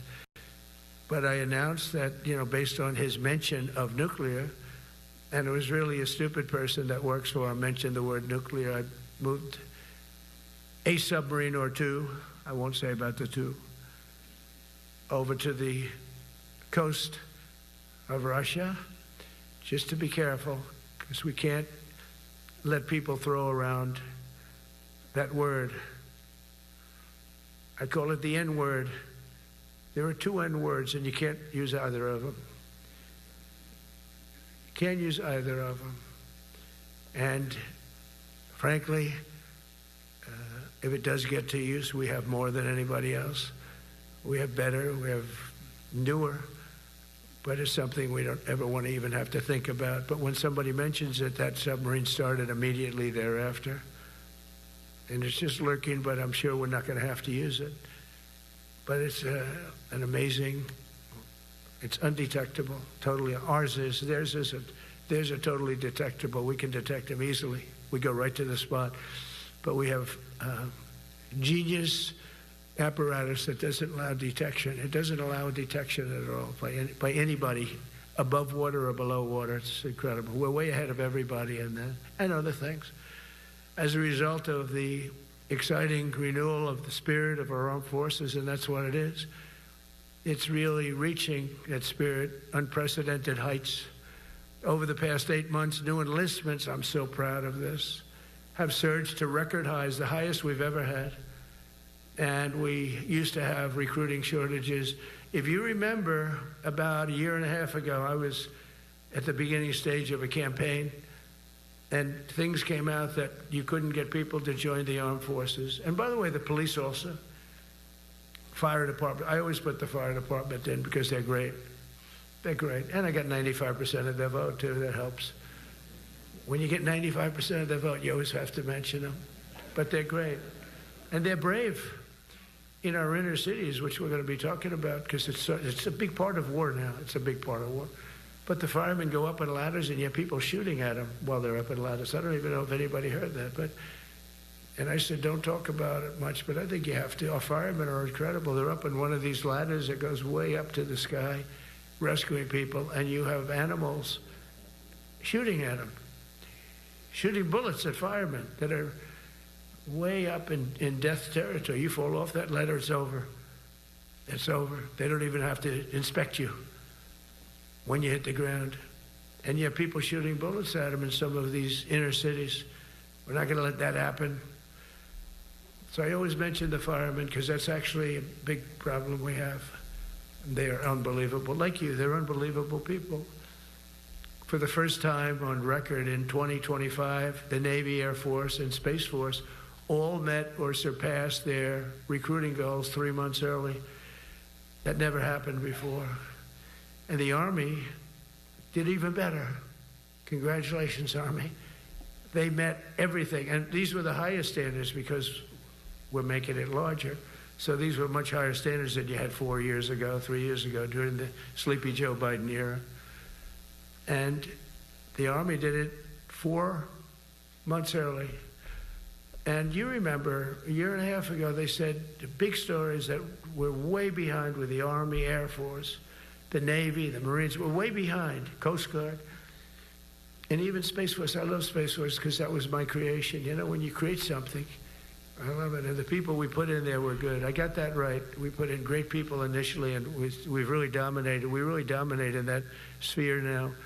We're way behind China and Russia, and now we dominate. Space Force turned out to be a very important thing. I said from the beginning, you know, when Biden came into office, he wanted to terminate it. He said, and this thing called Space Force, so we could get rid of that. And he got hammered by the people in this room for even suggesting it, because it's very important, one of the most important. And as time goes by, it'll get more and more important. But we're now at 106% of our recruiting targets for the year, and that's the best in far more than a generation. And for the Marines, morale is so strong that the Marine Corps will meet its 2026 retention targets before the end of October, which never happens. And that's the earliest it's ever happened in the history of our country. And it makes you feel good, you know. I felt guilty. I'd go make a speech in front of never people like you. You are the leaders. But people, soldiers. And I felt embarrassed because there'd be stories about, you know, we couldn't fill up our Army, Navy, Air Force. We couldn't fill them up. And it was headlines. It was during Biden's 4 years. The auto pen. I call him the auto pen. It's, how would you like to have your thing signed by an auto pen? You know, when I have a general and I have to sign for a general because we have beautiful paper, the gorgeous paper, I said throw a little more gold on it. They deserve it. I want the A paper, not the D paper. We used to sign a piece of garbage. I said, this man's going to be a general, right? Yeah. I don't want to use this. I want to use the big, beautiful, firm paper. I want to use the real gold writing when you talk about the position, and they're beautiful. And, but how would you like to have that where some kid sitting in the back office is having it signed with an auto pen? I thought about it, and I thought about you people first, admirals, generals. I said, somebody works his whole life. He gets into maybe the academies or wherever, but however you got there, and you go through years of work, and now you become an admiral or a general or whatever. And when you do, the President of the United States signs your commission, as you know, and that commission is beautifully displayed. And I sign it. Actually, I love my signature. I really do. Everyone loves my signature. But I signed it very proudly, and I always think to myself, how can you have an auto pen sign this? It's just so disrespectful. To me, it's just totally disrespectful. And it turned out that almost everything he did was signed by auto pen, except for when he gave his son, Hunter, pardon. He signed that one. And that's actually the worst signature I've ever seen. That was the bad. The auto pen looks much better. But as leaders, our commitment to every patriot who put on the uniform is to ensure that American military remains the most lethal and dominant on the planet, not merely for a few years, but for the decades and generations to come, for centuries. We must be so strong that no nation will dare challenge us, so powerful that no enemy will dare threaten us, and so capable that no adversary can even think about beating us. And we've had it recently. I had India and Pakistan were going at it, and I called them both. And in this case, I used trade. I'm not going to trade with you. Used to two nuclear nations, big nuclear. And no, you cannot do that. I said, yes, I can. You go into this freaking war that I'm hearing about. You know, actually, they just shot down 7 planes. 7 planes. It was starting. There was a lot of bad blood. And I said, you do this, there's not going to be any trade. And I stopped the war. It was raging for 4 days, but that was just the beginning. And we stopped it. It was a great thing. And the Prime Minister of Pakistan was here, along with the Field Marshal, who's a very important guy in Pakistan, and he was here 3 days ago. And I didn't even realize it as beautiful as he said it, but he said that to a group of people that were with us, 2 generals, but a group, he said, this man saved millions of lives because he saved the war from going on, and that war was going to get very bad, very, very bad. President Trump saved millions and millions of lives. That was a bad war. And I was very honored. I loved the way he said it. Susie Wiles was there. She said that was the most beautiful thing. But we saved a lot of them. Saved a lot of them. Even in Africa, we saved the Congo with Rwanda. They've been fighting for 31 years, 10 million people dead. I got that one done. And very proud of it. So if this works out, we'll have 8 in 8 months. That's pretty good. Nobody's ever done that. Will you get the Nobel Prize? Absolutely not. They'll give it to some guy that didn't do a damn thing.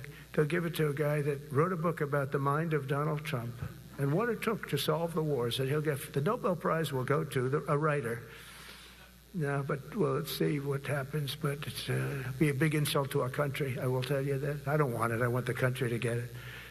But it should get it because there's never been anything like it. Think of it. So if this happens, I think it will. I don't say that lightly because I know more about deals than anybody. This is what my whole life was based on.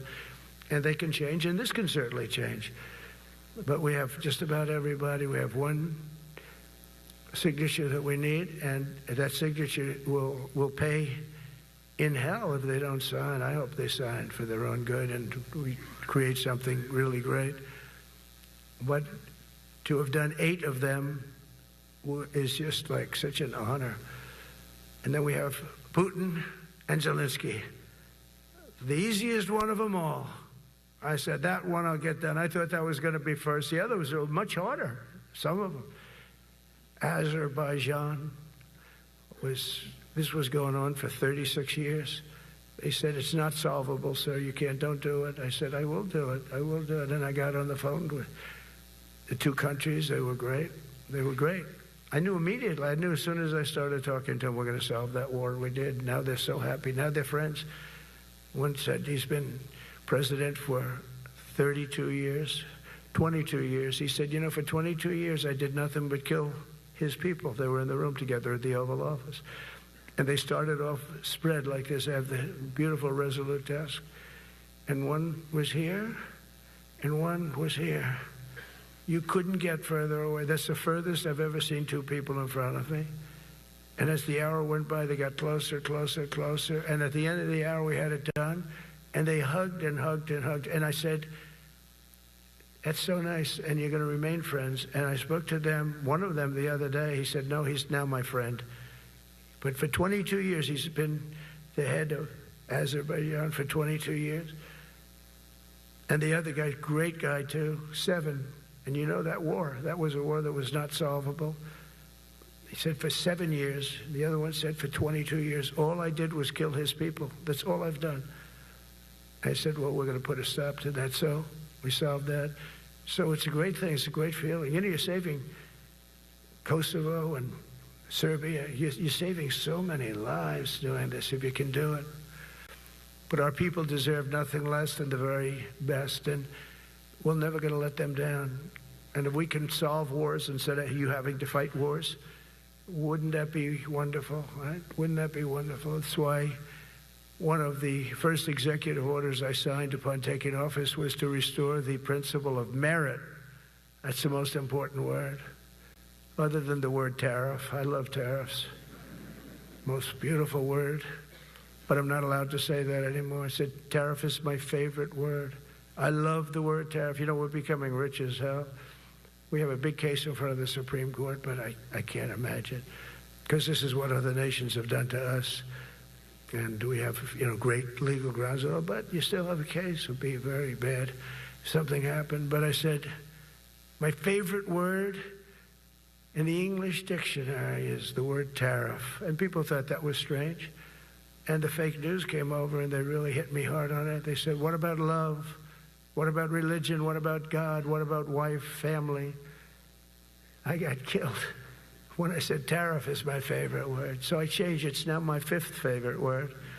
And I'm okay with that. I'm okay with that. But they hit me hard. But it is. When you look at, we've taken in trillions of dollars. We're rich again. And there'll never be, when we finish this out, there'll never be any wealth like what we have. Other countries were taking advantage of us for years and years. You know that better than anybody. And now we're treating them fairly. But the money coming in is, we've never seen anything like it. The other day they had $31 billion that they found, $31 billion. So we found $31 billion and we're not sure from where it came. A gentleman came in, a financial guy. I said, well, what does that mean? He said, we don't know where it came. I said, check the tariff shelf. No, sir, the tariffs haven't started in that sector yet. I said, yes, they have. They started 7 weeks ago. Check it. Comes back 20 minutes later. Sir, you're right. It came from tariffs. $31 billion. That's enough to buy a lot of battleships, Admiral, to use an old term. I think we should maybe start thinking about battleships, by the way. We have a Secretary of the Navy came to me because I look at the Iowa out in California, and I look at different ships and the old pictures. I used to watch Victory at Sea. I love Victory at Sea. Look at these admirals. It's got to be your all-time in black and white. And I look at those ships. They came with the destroyers alongside of them, and man, nothing was going to stop. They were 20 deep, and they were in a straight line, and there was nothing going to stop them. And we actually talk about, those ships. Some people would say, no, that's old technology. I don't know. I don't think it's old technology when you look at those guns. But it's something we're actually considering, the concept of battleship. Nice 6-inch sides, solid steel, not aluminum. Aluminum that melts if it looks at a missile coming at it. Starts melting as the missile's about 2 miles away. Now, those ships, they don't make them that way anymore. But you look at it, and your secretary likes it, and I'm sort of open to it. And bullets are a lot less expensive than missiles. A lot of reasons. I should take a vote, but I'm afraid to take that vote because I may get voted out on that one. But I tell you, it's something we're seriously considering. There were powers. There were big powers. They were just about as mean and scary as you could be. And so we're looking at that. One of the biggest cases that we won was the decision of the United States Supreme Court to allow us to proceed on the word merit. Merit. So those two words are right up there. So this is, I would say, the opposite, if you ask for a definition, the opposite of political correctness. We went through political correct, where you had to have people that were totally unfit to be doing what you're doing for many reasons. I won't get into them. But for many reasons, they were unfit. Now, it's all based on merit. That was such an unbelievable decision. I didn't expect we were going to win that one. We went in. We said we needed it. We went in for colleges, where kids with a C average are getting into the best colleges, and the kids with A averages won't get in. And kids with the highest boards and the highest marks or the best marks couldn't get into the best schools. And people that had not good boards and not very good marks, okay, but nothing special, they were getting into our best colleges. I said, this is just crazy. You can't run a country like this. And it was lingering for years, and it got to the Supreme Court, and we won that decision. Merit, everything's based on merit. You're all based on merit. We're not going to have somebody taking your place for political reasons because they are politically correct, and you're not. We take the people that are going to do the best job. That's all. It's very simple. And that's the way our country was built. We were built on merit. We got away from it for a long time. And everyone understands it. And it was done. It was approved. I give great credit to the Supreme Court because I thought they had tremendous courage. I didn't think they'd do that. That was tremendous. I give them maybe for that decision almost more than anything because it's a hard decision to make. It's really hard. The apparatus of our country was not set up for merit. It was set up for political correctness. And you can never be great if you're going to do that. And we're going to be greater than we ever were before. We're bringing back a focus on fitness, ability, character, and strength. And that's because the purposes of American military is not to protect anyone's feelings. It's to protect our republic. And it's the republic that we dearly love. It's to protect our country. We will not be politically correct when it comes to defending American freedom, and we will be a fighting and winning machine. We want to fight, we want to win, and we want to fight as little as possible. You have to count on people like me to keep you out of wars because we don't want to go into wars. Many of the wars that I just told you about, we could have entered those wars and settled them in a different way, lose a lot of our troops. And we could have settled them, I guess, differently. Maybe not, actually. Actually, you might not have been able to settle them. We just would have been in the middle of a lot of firepower. But when we do need it, you're going to be so ready. And you know it.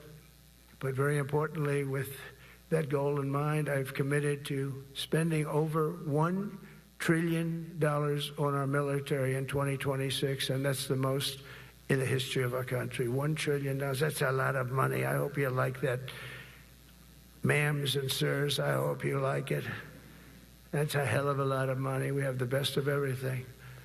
Every branch is seeing major investments, and as I announced in the Oval Office in March, we are rapidly moving forward with the first ever 6th-generation fighter jet. I didn't name it. I did not name it. Boeing came in, and they said, "Sir, this is our submittal. It's the greatest fighting jet ever done." And, you know, they're testing all these planes. All the companies are testing, and this one tested like through the roof. And they said, "We'd like to name it the F-47. I said, "All right, let me think about it." Then after thinking for about 2 seconds, I said, "Okay." You know, that means 47. I'm 47. So I'm 45, 46, and 47, you know, if you think about it. I just don't want the credit for 46. I don't want to have their open borders and people coming in from all over the world, including jails and mental institutes. I don't want that on my record, but I like having it. We're investing tens of billions of dollars in modernizing our nuclear deterrence capabilities like never before. And we've begun construction on what we call the Golden Dome missile defense shield. It'll be the most sophisticated in the world. You watched it do well until they had some problems at the end with a little bit of a lack of ammunition, defensive ammunition, but they've got that taken care of. But I tell you, it's what we're doing is so good, and we deserve it. You know, we help other countries with it. We don't have it ourselves. And Canada called me a couple of weeks ago. They want to be part of it. To which I said, "Well, why don't you just join our country? You become 51, become the 51st state, and you get it for free." So I don't know if that made a big impact, but it does make a lot of sense. It actually makes, because they're having a hard time up there in Canada now, because as you know, with tariffs, everyone's coming into our country. We have more investment than we've ever had before, $17 trillion coming in. As an example, in 4 years, Biden didn't have $1 trillion. We have $17 trillion more than that in 8 months coming in. And they're coming in from Canada, Mexico, from Europe, from all over. AI, auto plants. Everybody's coming back to the United States. Under my budget, we will be expanding the U.S. Navy by at least 19 ships next year, including submarines, destroyers, assault ships, and more. And it's going to be much more than that as we go along, because we basically don't build ships anymore. We do build submarines, but we don't build ships. Do you know in the Second World War, they were freighters and different types, but we were doing a ship a day, and now we don't do ships. And I'm not a fan of some of the ships you do. I'm a very aesthetic person, and I don't like some of the ships you're doing aesthetically. They say, "Oh, it's stealth." I say, "That's not stealth. An ugly ship is not necessary in order to say you're stealth." By the way, the B-2 bombers were incredible. That is stealth. They went into that. I was with General Kane and Pete were in we call it the war room, but we're watching them go in, and they were totally untouched. They were not seen. They were literally not seen. They dropped their bombs. They hit every single one of them, hit its target. It was total obliteration. CNN, when we came back, fake news, CNN, oh, their camera just went off. Look, you know, their camera, every time I mention they turn the camera off because it's never good. They said, "This is a problem." But I don't blame them. You're better off keeping it off. But they have some scammer reporter who started saying, without any knowledge, that he may not have hit the targets as well as they thought. It may not have been obliteration. He did hit the targets, and they got to give us a little credit, right? It was obliteration, it turned out. The Atomic Energy Commission said it was obliteration. Not only did they hit the target, they had these chutes. And think of this here. Way up in the sky, there was no moon. It was dead dark. Couldn't see a thing. You couldn't see them. But they had, I guess, a beam going right into these chutes. Every single one of those bombs went right down those chutes into a granite mountain. I think it's the last time they're going to build air chutes. They had these air chutes that were nice, beautiful. They were meant for us. But it was total obliteration. And now they give us credit for that.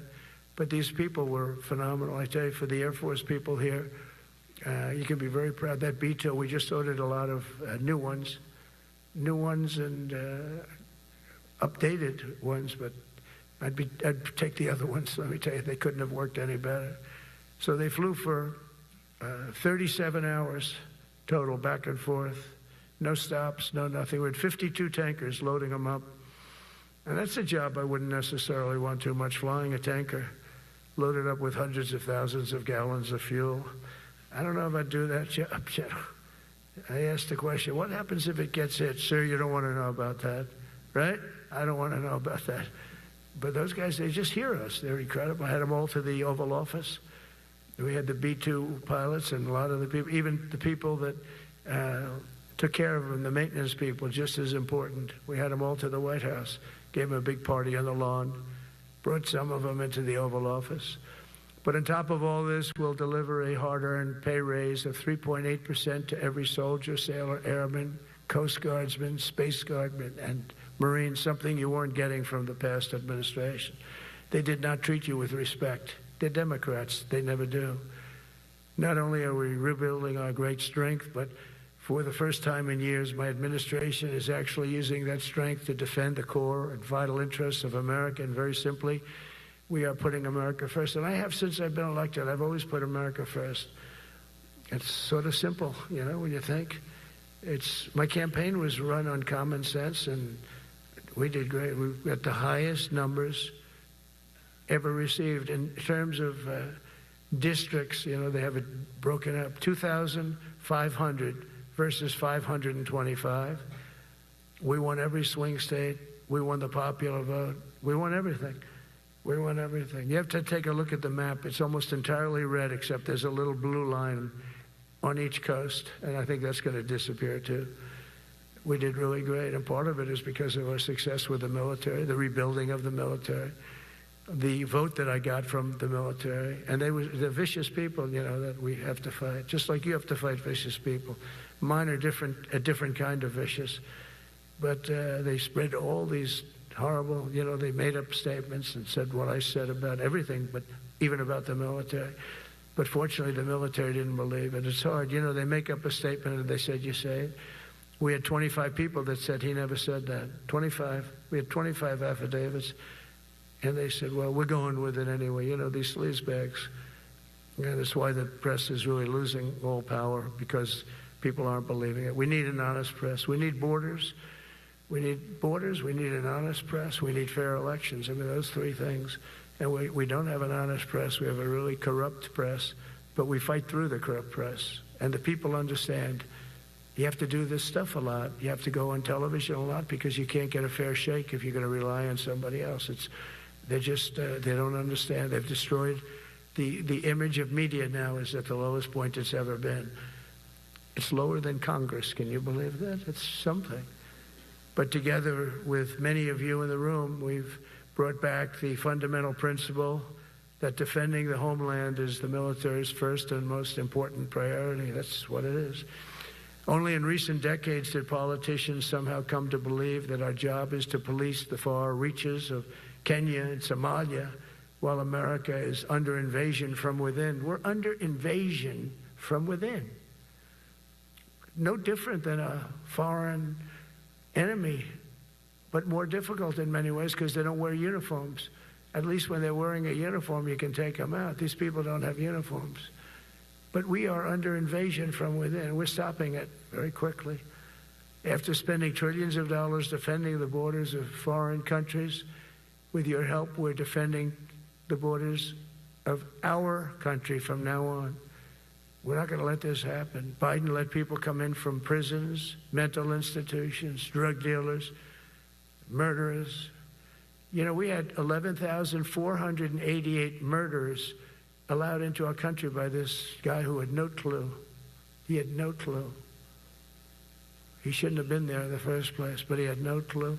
The people that ran the office, the White House, were people that surrounded him, radical left lunatics that are brilliant people, but dumb as hell when it came to policy and common sense. And they allowed people from all over the world, from the Congo. They opened up prisons in the Congo. They came into our country totally unmatched, unvetted, unchecked. and from all over South America, not just South America. You know, you think South America, no, but from all over. A lot came in from Venezuela. Venezuela emptied its prison population into our country. That's why they have Tren de Aragua, one of the worst gangs ever. But we took care of them. We took good, strong care of them. And I just want to thank the National Guard in Washington, D.C. It's embarrassing to say this. Now I can say it because we solved it. But Washington, D.C. was the most unsafe, most dangerous city in the United States of America. And to a large extent, beyond. And beyond that. You go to Afghanistan, they didn't have anything like that. You go to countries that you would think there's problems, they didn't have that. And now Washington, D.C., after 12 days of serious, serious intensity, we took out 1,700 career criminals. If you have 5 career criminals, they can make your numbers look very bad because they'll commit many crimes a day. But we took out 1,700, and they took them out. There was no doubt who the boss was. They did an unbelievable job. Then they started even cleaning. I said, I don't want them doing that, sir. They were cleaning it up. I drove through it 2 days ago. It was beautiful. People are walking down the street holding hands, man and wife, coming from Iowa. They're not worried about being shot. Washington, D.C. is now a safe city. In fact, I went out to dinner with my crew. I haven't done that. In theory, I wouldn't do it. And I felt totally safe. And nobody's been attacked. Nobody's been hurt. Washington, D.C. went from our most unsafe city to just about our safest city in a period of a month. We had it under control in 12 days, but give us another 15, 16 days. It's perfect. And people other than politicians that look bad, they think, you know, the Democrats run most of the cities that are in bad shape. We have many cities in great shape too, by the way. I want you to know that. But it seems that the ones that are run by the radical left Democrats, what they've done to San Francisco, Chicago, New York, Los Angeles, they're very unsafe places. And we're going to straighten them out one by one. And this is going to be a major part for some of the people in this room. That's a war too. It's a war from within. Controlling the physical territory of our border is essential to national security. We can't let these people in. You know, we had no people enter in the last 4 months. 0. Even I can't believe that. You know, we had millions coming in, pouring in.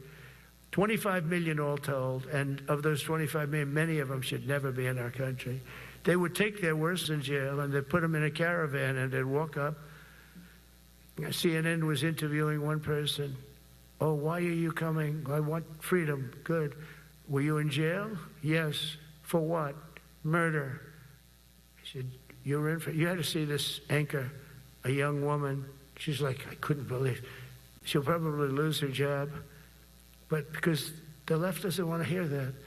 But we're running it based on common sense and based on love of our country.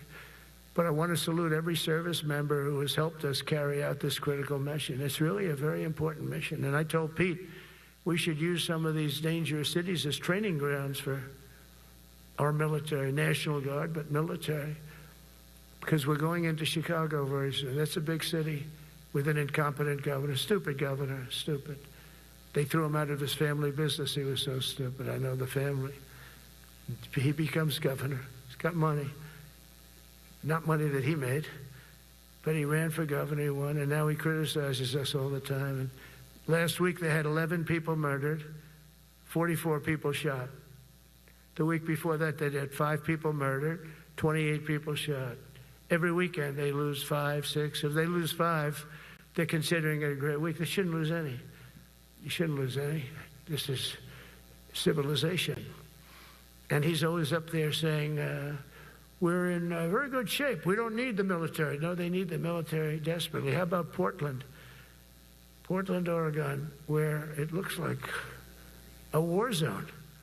And I get a call from the liberal governor. Sir, please don't come in. We don't need you. I said, well, unless they're playing false tapes, this looked like World War II. Your place is burning down. I mean, you must be kidding. Sir, we have it under control. I said, you don't have it under control, Governor, but I'll check it, and I'll call you back. I called her back. I said, this place is a nightmare. Probably, it's certainly not the biggest, but it's one of the worst. It's brutal. They go after our ICE people, who are great patriots and tough job too, but they love it. They love it because they're cleaning up our country. And so you look at some of the things where they took over parts of Seattle. They actually took over a big percentage of Seattle. Think of that. You remember that. That was a while ago. And I sent in the troops and they were gone. As soon as I sent them in, when we send in the troops, if you have a real leader that says you got to do what you have to do, I put that out the other day. You got to do what you got to do because we don't want our people hurt as they stand by. I was watching during Biden, there were troops standing up like this, brave, standing up at attention, the way I should stand all the time. And I'm like this, and people are standing, and their mouth is this far away from their mouth, and they're spitting at them, and they're screaming at them. And that soldier standing there, he wants to knock the hell out of the person, but he's not allowed to do anything. So they just stand there and they get abused. And a woman was this far away from his face, and she starts spitting in his face, and he's not allowed to do anything. If it's okay with you, generals and admirals, I've taken that off. I say, they spit, we hit. Is that okay? I think so. They spit, it's a new thing. They spit, we hit. How about the cars where the cars are coming out? They get brand new cars, Border Patrol, ICE, beautiful, nice new cars. And they're driving along and they have to go through a gauntlet of rocks being thrown at the car. So here's this beautiful brand new car. By the time it goes 100 yards, it's destroyed. These guys have pretty good arms, some of them. And they're throwing bricks at full force into the window and into the car. It looks like it's a war zone. And I said, never let that happen again. From now on, if that ever happens, and I say it here, you get out of that car and you can do whatever the hell you want to do. Because those people are, you can die from that. Those bricks go through the windows. You can die. They'd like it to. They'd like it to go through the window. But this was a couple of months ago. They just kept driving and bricks are hitting the car. And I said, why aren't they stopping? Because they were under orders from the past administration, never stop. But that's different with us. We stop. And since I gave that order, we haven't had that problem. It's very interesting. It's amazing. It's just like in Venezuela. You've seen the boats going. We can't find any more boats. They're carrying drugs, massive. Every boat kills about 25,000 people. That's what they have. They had fentanyl mostly and a lot of other drugs. And we take them out, and we've taken out 4. And it's on air. Everybody gets to see it. Not that we like to do that, but every boat kills 25,000 on average, 20. Some people say more. You see these boats just stacked up with bags of white powder. That's mostly fentanyl and other drugs too. And now we have a problem. General Kane says, sir, there are no boats out there. Not even fishing boats. They don't want to go fishing. I don't blame them. There'll be no fishing today. But it's amazing what strength will do, because what we want to do is stop drugs from flowing into our country. It's destroying. We lost 300,000 people died last year. Everybody knows friends, many friends probably, that you lost a child, or adults too, but you lost a son or daughter because of what's coming into our border. And we're making it very hard. Oh, and we haven't even started yet. Last month I signed an executive order to provide training for quick reaction force that can help quell civil disturbances. And this is going to be a big thing for the people in this room, because it's the enemy from within, and we have to handle it before it gets out of control. It won't get out of control. Once you're involved at all, they all joke. They say, oh, this is not good. You saw it in Washington. We had gangs of Tren de Aragua with 10, 12, 15 kids. And these military guys walk up to them, and they treat them with disrespect, and they just got pounded. They just got pounded. The gang just pounded, then thrown into paddy wagons and taken back to their country. Some are so dangerous we don't want to even do that, because we don't want to. Some of stone cold murderers, we don't have the confidence. Even though they're not coming back very easily, we don't have the confidence. We put them in jails. But these service members are following in a great and storied military tradition, from protecting frontier communities to chasing outlaws and bandits in the Wild West. And our history is filled with military heroes who took on all enemies, foreign and domestic. You know that phrase very well. That's what the oath says, foreign and domestic. Well, we also have domestic.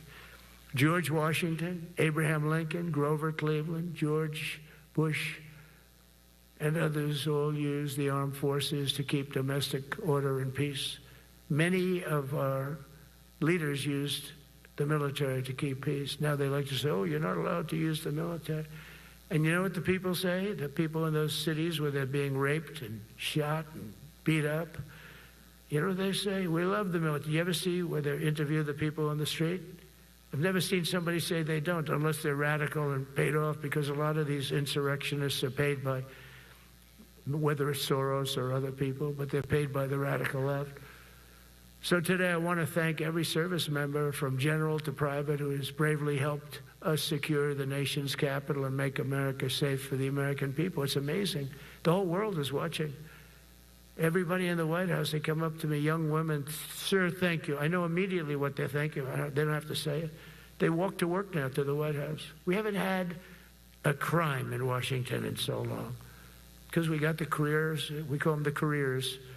We got these lunatics out, and they'll never be any good. You know, I hate to tell this to the liberal media. You could spend time with them. You could do whatever you want. You could send them to the finest schools, which they couldn't get into anyway, mentally. They couldn't get in, but no matter what you do, they'll never be good. They're bad. They're career criminals. I don't know, maybe they were born that way. Some people don't like me to say that, but maybe they were. Certainly some were. Together with the leaders here today, we're also restoring a needed focus on defeating threats in the Western Hemisphere. Throughout this region, cartel terrorists have been allowed to wage a relentless campaign of death and destruction on our country, all because we had weak leadership on top.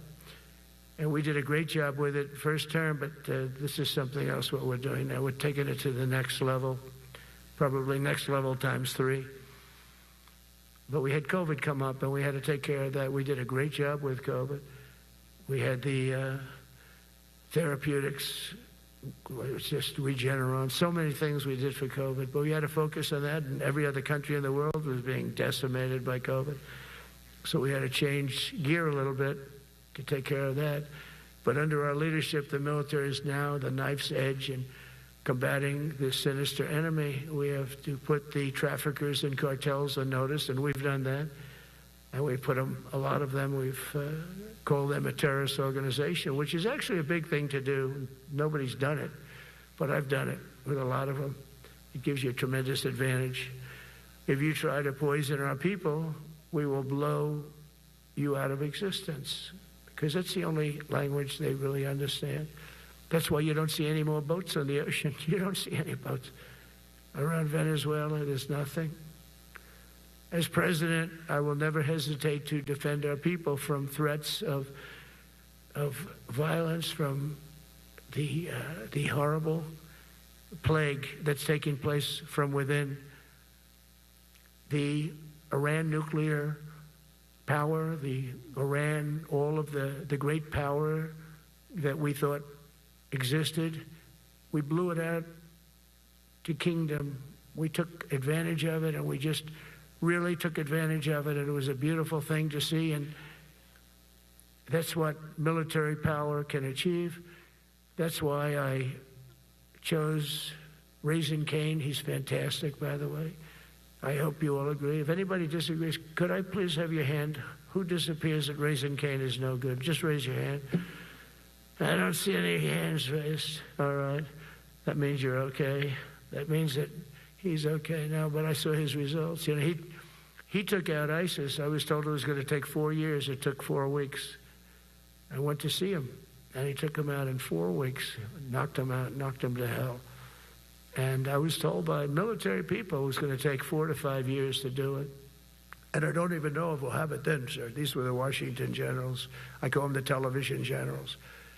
But Raising Cane did it in 4 weeks, took out 100% of the ISIS caliphate. As a result of these actions and many others since my inauguration, we're witnessing the triumphant return of peace through strength. We have great peace through strength. America is respected again as a country. We were not respected with Biden. They looked at him falling downstairs every day. Every day the guy's falling downstairs.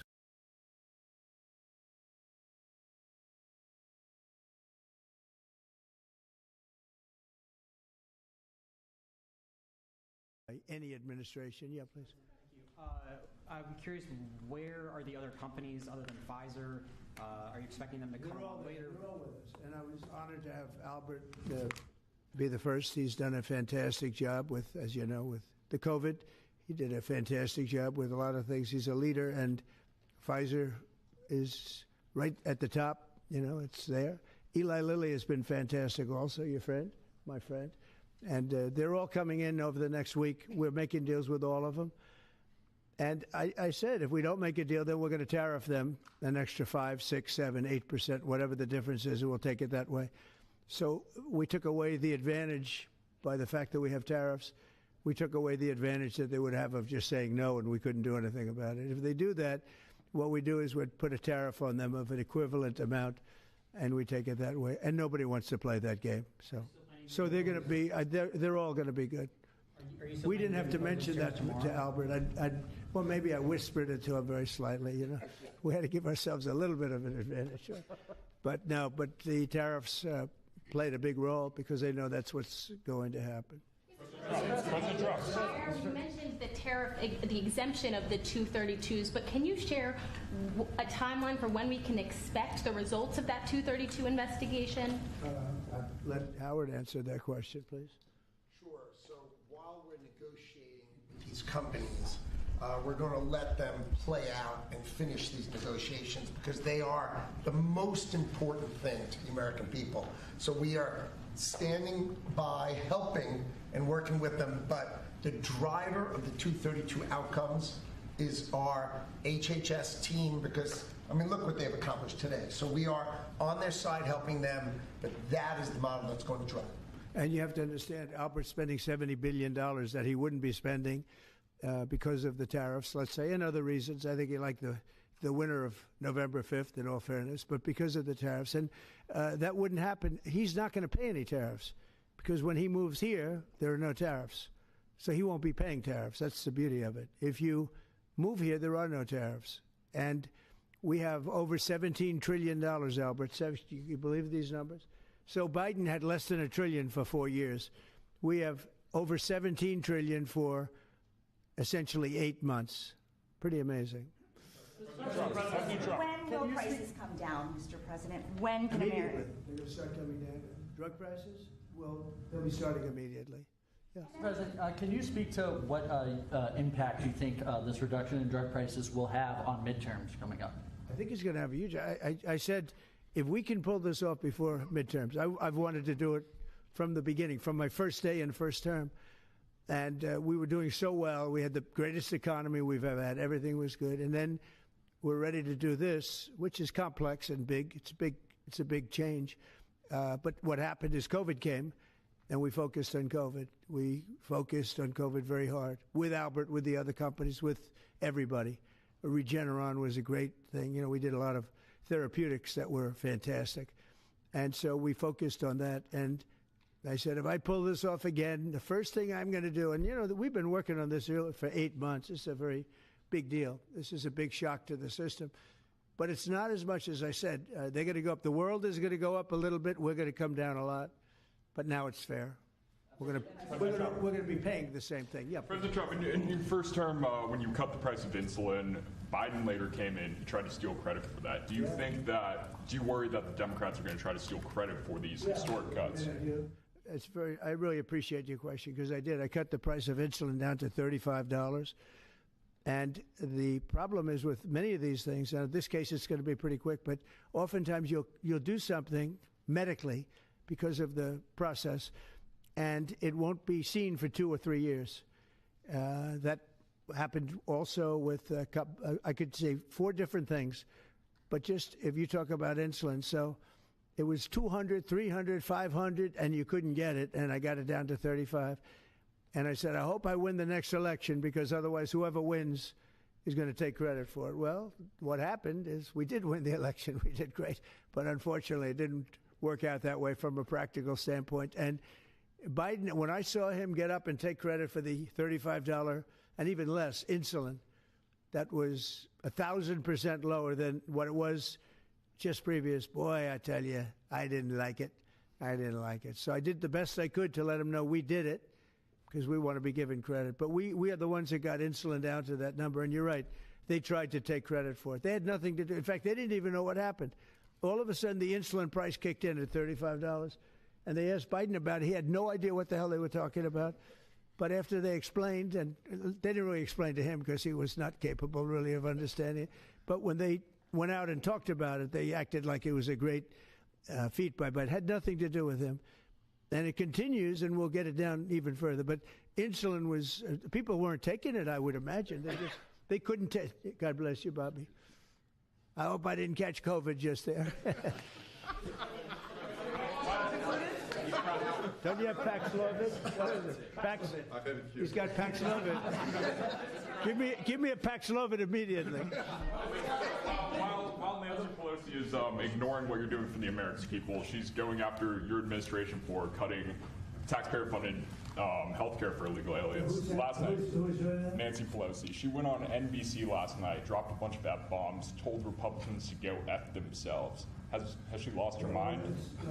We have done an unbelievable job medically. Just this, if you did nothing else, we've done a lot like the insulin.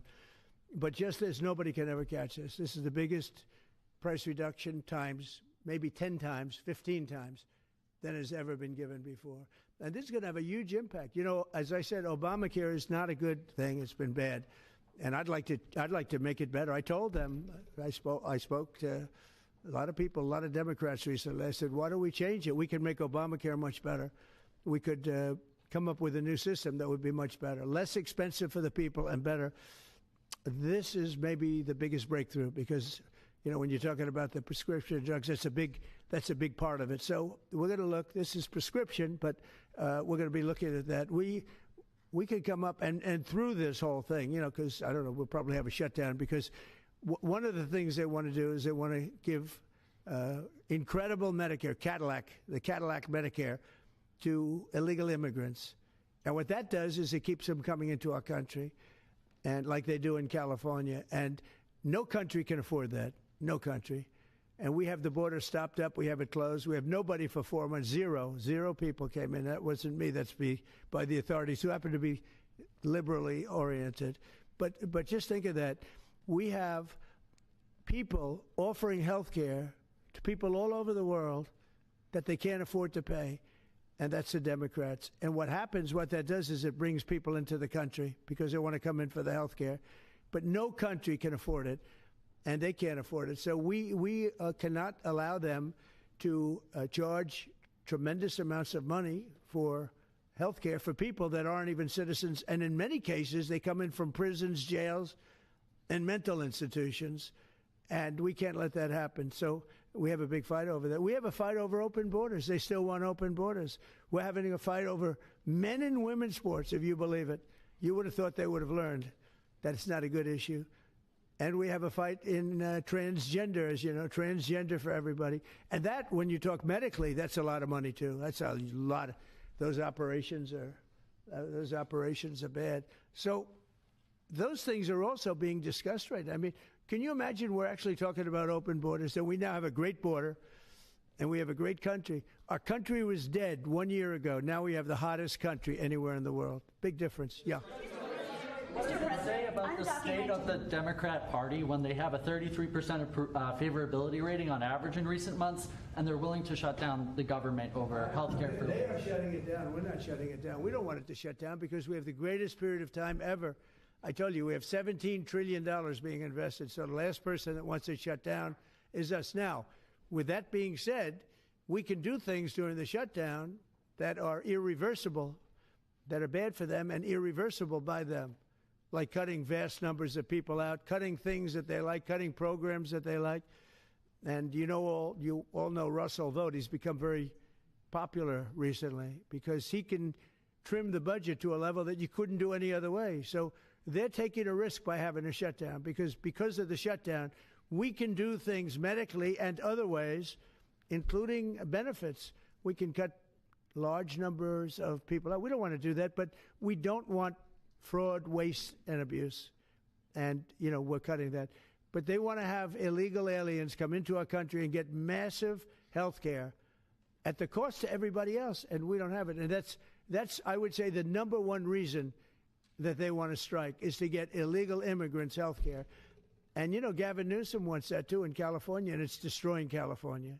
We can't have that. We're not going to let it happen. Do you have a plan for dealing with drug companies that are responding to MFN only by raising prices overseas as opposed to lowering prices in the U.S.? No, they're responding. I understand that question very well, but they're responding by lowering prices.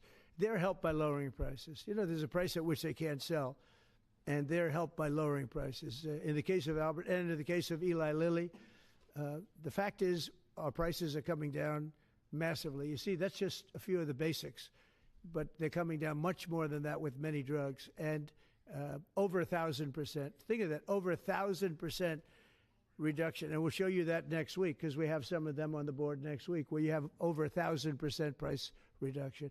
No, what's going to happen is you're going to have the market will kick in. This way the market kicks in. The other way it was just basically it was just a form of control. You were stifling the market. Yeah. This point, is a shutdown inevitable? And how would you describe the negotiations with Democrats yesterday? Are more meetings scheduled? So nothing is inevitable, but I would say it's probably likely because they want to give health care to illegal immigrants, which will destroy health care for everybody else in our country. And I didn't see them bend even a little bit when I said we can't do that. Okay? Can I ask a question of Dr. Oz, Administrator Oz? If there is no deal reached on the Obamacare subsidies with the Democrats, is there anything that CMS can do to lower those, or to mitigate the increases of those Obamacare subsidies? Not really, but we have time. We have time till the end of the year to make the changes I know the president is evaluating, but we should have a clean, continuing resolution, get past this budget process as it has happened so many times, and allow the president and leadership some freedom to be able to put some good ideas in front of the legislative bodies. Mr. President, undocumented immigrants. We actually do have time for that. They're not eligible for the health care subsidies that Democrats are demanding. So can you clarify, what are you talking about when you say Democrats want to protect their health care? So when an illegal person comes in, a person who came into our country illegally, therefore breaking the law, and look, we all have big hearts. I have a bigger heart than you do. They're all breaking the law, and they're coming into our country. And we just, as a country, cannot afford to take care of millions of people who have broken the law coming in. We want them to come into our country, but we want them to come in legally. Now we have a strong border, very strong border, thanks to Christie and Tom Homan and the whole group. They've done an amazing job at the border. I mean, we had a border that was reckless. We had a border that was a disaster. They were coming in by the millions. I say 25 million people. You're saying less, but I say 25 million people came in illegally. And no system can take care of the health care of all of those people that came in. Now, a lot of them have gone out. We have over 11,000 murderers. We got many of them out. Many of those people have been taken out of the country, brought back to where they came from. In some cases, put in prison because they're so dangerous. We don't want to take them out. We have to watch them. We don't want them coming back. But if you look at what's happened in Washington, D.C. right now, it is such a place. I just drove through it. And it's clean and nice and beautiful. And people are walking around and they're not afraid of being mugged. We haven't had murders. We haven't had anything happen in a long time. It took us 12 days to make it very good. It took us 20 days to make it beautiful. And now we're going to Memphis. But I think we should always keep a presence here, because if we don't keep a presence, it's going to come back never like it was, because we got rid of 1,700 career criminals. You know what that is? One career criminal can give you a lousy reputation for danger, because they commit many crimes a day in some cases. But Washington, D.C. is an unbelievable example of what can happen. And now we're going, as you know, to Memphis, which was very similar to Washington, very dangerous. And we're there, and we're working along very well with the governor, the mayor.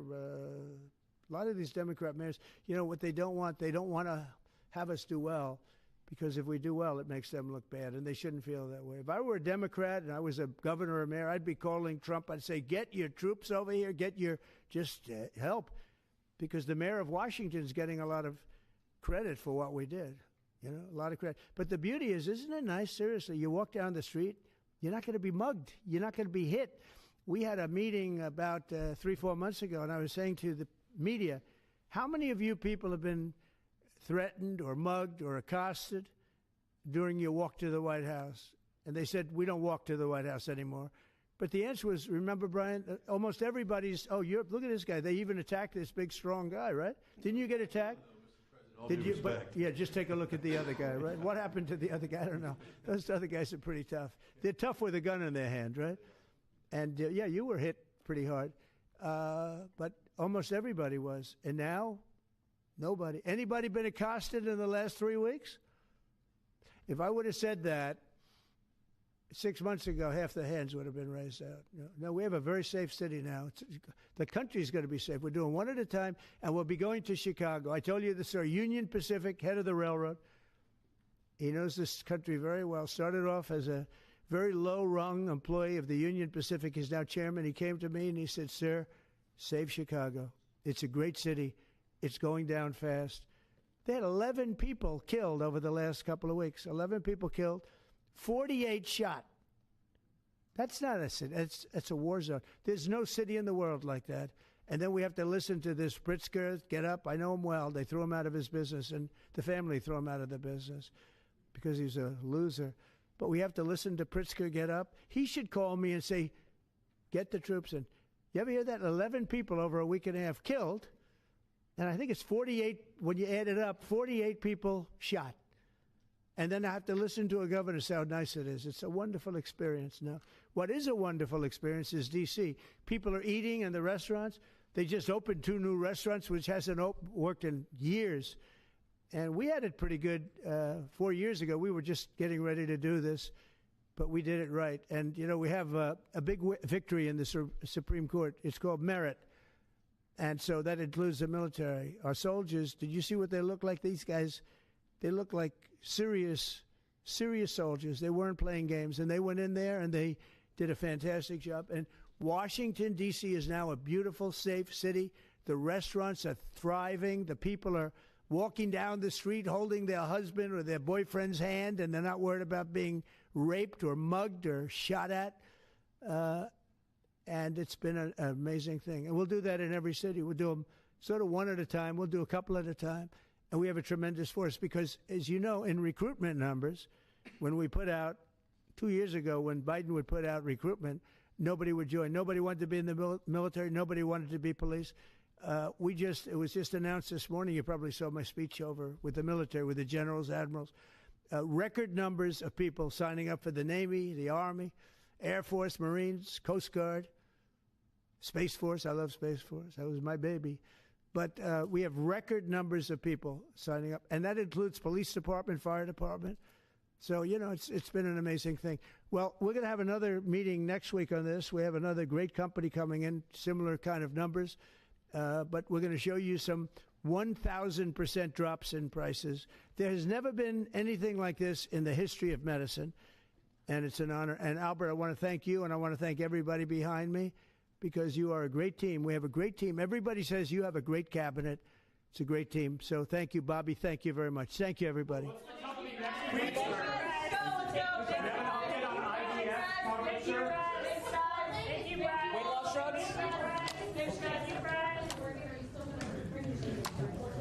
Are the weight loss drugs?